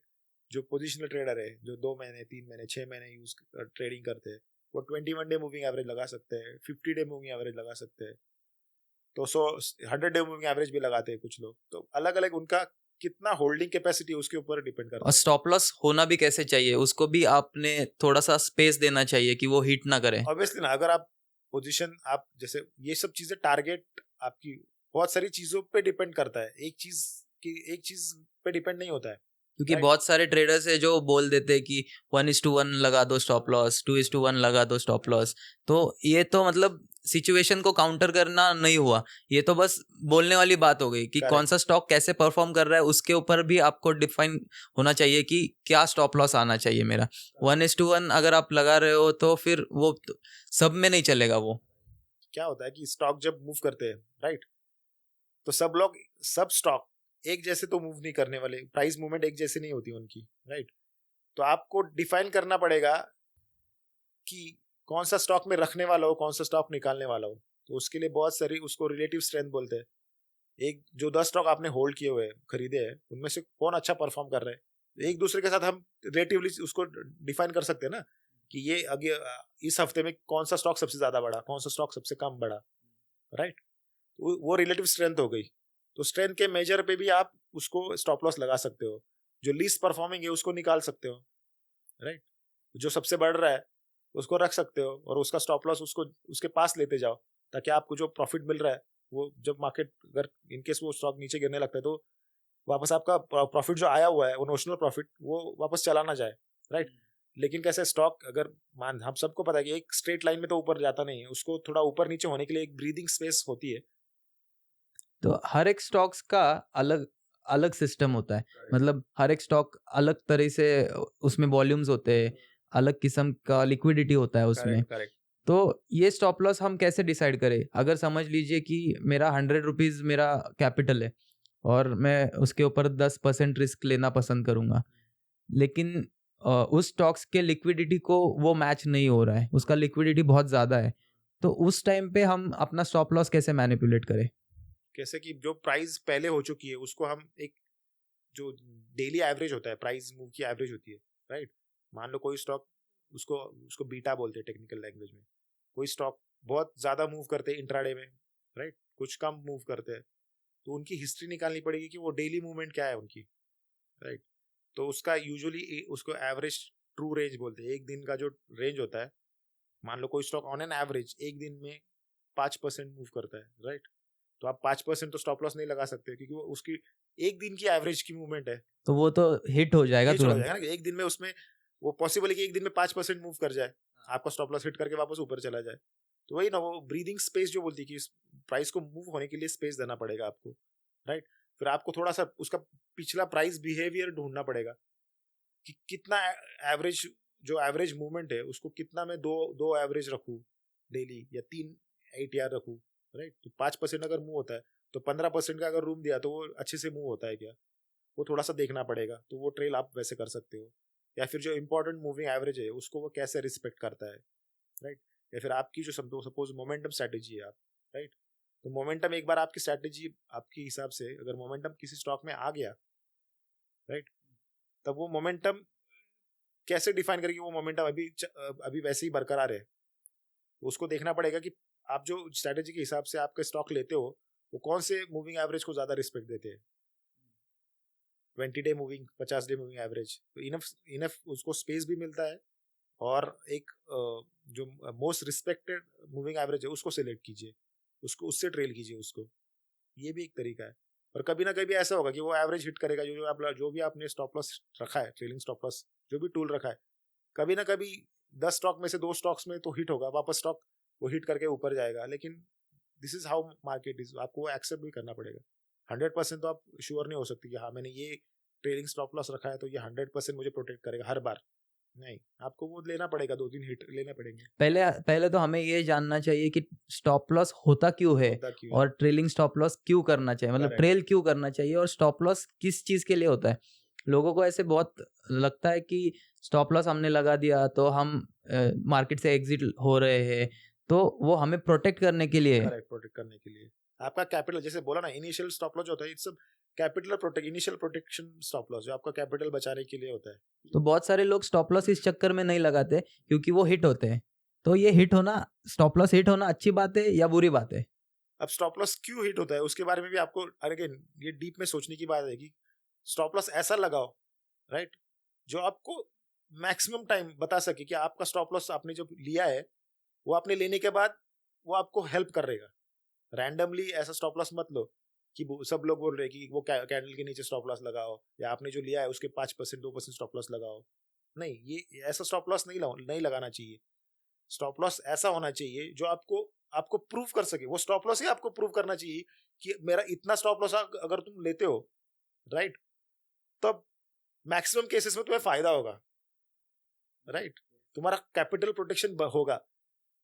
मान लो कि ये स्टॉप लॉस तुमने लिया तो तुम्हारा कैपिटल प्रोटेक्शन हुआ है, ये उस स्टॉप लॉस ने प्रूव करना चाहिए। पिछली केस स्टडीज आपको बहुत सारे स्टॉक्स में उसको देख के समझ में आएगा कि हाँ ये स्टॉप लॉस मैंने लिया तो उसने मुझे मैक्सिमम केसेस में बचाया है, तो स्टॉप लॉस को प्रूव करने दो। समझ रहे हो मेरी पॉइंट? तो ऐसे आपको डिफाइन करना पड़ता है, हाँ ये स्टॉप लॉस मुझे लेना चाहिए, इससे मुझे मैक्सिमम टाइम उसने मुझे बचाया है। रैंडमली आप लोगे तो वो हिट होगा, और उससे आपको फिर ये फीलिंग आएगी स्टॉप लॉस लेने से कुछ फायदा नहीं है, वापस स्टॉक वहां से वापस ऊपर चला जाता है, अननेसेसरी मुझे बाहर फेंक दिया। तो यही होता है कि फियर ऑफ मिसिंग आउट। हाँ, लेकिन ये क्यों होता है? आपने वो स्टॉप लॉस को स्टडी नहीं किया ठीक से। वो प्राइस बिहेवियर स्टडी करना होता है, ये कि वो स्टॉप लॉस लेने के बाद maximum times it will save you, ठीक है। मैक्सिमम टाइम अगर सेव नहीं करेगा तो आप बोलेगे ये स्टॉप लॉस में क्या फायदा है, ऐसे रैंडमली मैंने स्टॉप लॉस ले लिया। तो ये तब होता है जब आप बिना रिसर्च के स्टॉप लॉस लगा रहे हो या किसी के बोलने के ऊपर स्टॉप लॉस लगा रहे हो। रैंडमली 100, यानी वो बोलता है ना कि कैंडल अभी ब्रेकआउट दिया आपने, कैंडल का लो कितना है, 10 रुपए का लो है, तो आपने 20 रुपए का टारगेट रखो, राइट।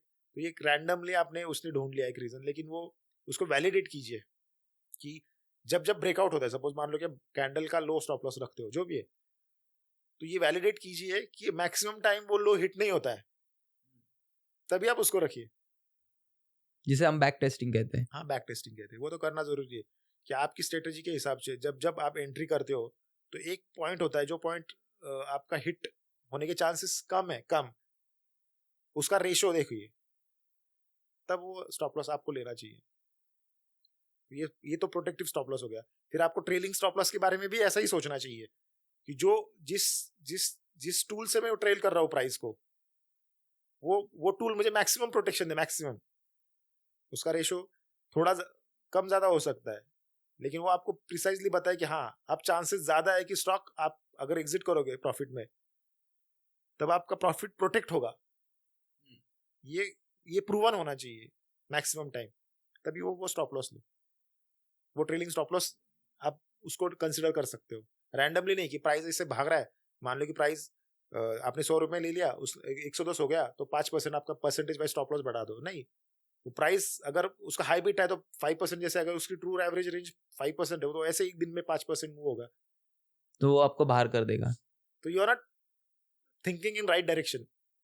तो ये सब चीजें आपको उसको सोचना पड़ेगा। इस सब चीजों के बारे में नॉलेज लेना पड़ेगा, हाँ, और फिर knowledge, मार्केट में उतरना पड़ेगा। मतलब तभी ना। जितना आप स्टॉप लॉस के ऊपर सोच रहे हो, उतना बहुत सारे लोग नहीं सोचते। करेक्ट। और उनको स्टॉप लॉस ऐसा लगता है कि किसी ने बोल दिया और मैंने लगा दिया और वो हिट कर गया। इसी चक्कर में काफी लोग अपना कैपिटल खो देते हैं। और स्टॉप लॉस पे विश्वास नहीं रहता है, उनको लगता है कि क्या स्टॉप लॉस, तो पैसा क्यों लॉस करने का।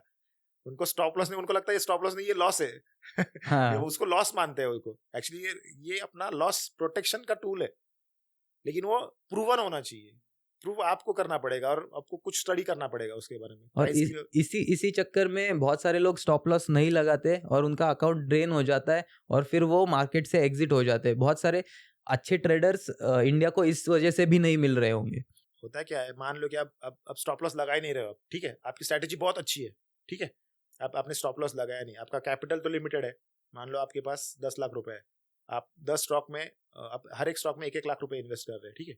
आपका टारगेट फिक्स ही है, ठीक है, 1:2 आपका जो भी रेशियो है, और आपका आप स्टॉप लॉस ले ही नहीं रहे हो, टारगेट आप तो ले रहे हो। मान लो कि आपने आज 5 स्टॉक बाय किए, ठीक है, उसमें से एक स्टॉक टारगेट पे पहुंच गया, आपने एग्जिट कर दिया। 4 स्टॉक आपके पेंडिंग में, उसने स्टॉप लॉस भी नहीं हिट किया, आप तो लगा ही नहीं रहे स्टॉप लॉस, और टारगेट भी हिट नहीं किया। फिर ऐसे करते करते आपकी जो टारगेट हिट हो रहा है, आप उसको एग्जिट कर रहे हो, लेकिन जो आपके अकाउंट में जो टारगेट हिट नहीं कर रहे हैं वो वैसे ही पड़े हैं। अगर वो ऊपर नहीं जा रहे, उनमें कोई मोमेंटम नहीं आ रहा है और वो नीचे नीचे जाने लगे, आप स्टॉप लॉस नहीं लगा रहे हो, तो आप फोर्सफुली उसको होल्ड करके रखे हो। अभी एक टाइम ऐसा आएगा, आपके जो नॉन परफॉर्मिंग स्टॉक है वो धीरे धीरे बढ़ते जाएंगे, और एक टाइम ऐसा आएगा कि आपके 100% कैपिटल नॉन परफॉर्मिंग स्टॉक्स में आपका डिप्लॉय हो जाएगा। अब वैसे के वैसे आप होप पे हो कि ये स्टॉक जब ऊपर आएंगे तो मैं उनको बेचूंगा और प्रॉफिट कमा के दूसरे स्टॉक में जाऊंगा।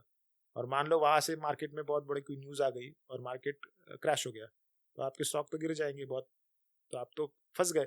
अब कैपिटल वो बेच भी नहीं सकते, अब तो पहले से ज्यादा लॉस हो गया। अब इतना लॉस, छोटा लॉस जो आदमी सहन नहीं कर ले नहीं रहा है, वो बड़ा लॉस कैसे लेगा। वो क्या बोलता है, फिर अभी जाने दो, जब मार्केट ऊपर आएगा तब निकाल देंगे ये स्टॉक को। और वो आता ही नहीं कभी। हाँ, मार्केट अगर मान लो कि वो बेयर मार्केट शुरू हो गया, वहां से मार्केट नीचे जाना शुरू हो गया, कोई बड़ी बड़ी डाउनफॉल की शुरुआत हो गई, एवरेज 1.5 साल मार्केट बेयर जोन में रहता है, नीचे रहता है। मान लो कि 2 साल मार्केट अभी ऊपर आया नहीं, तो आप तो वो स्टॉक में फंस गए। और जरूरी नहीं कि मार्केट जब ऊपर आएगा ये स्टॉक वापस ऊपर आएंगे, तो यू नेवर नो कि आप कितने साल के लिए उसमें फंस गए।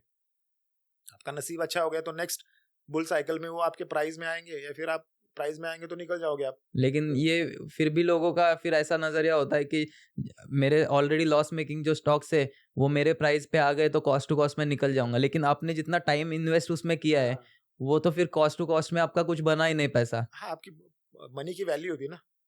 हर दिन आप वैसे पैसा कमाता है, एफडी में रखो तो भी मिलता है, फिर ये रिस्क इतना लेने की क्या फायदा है।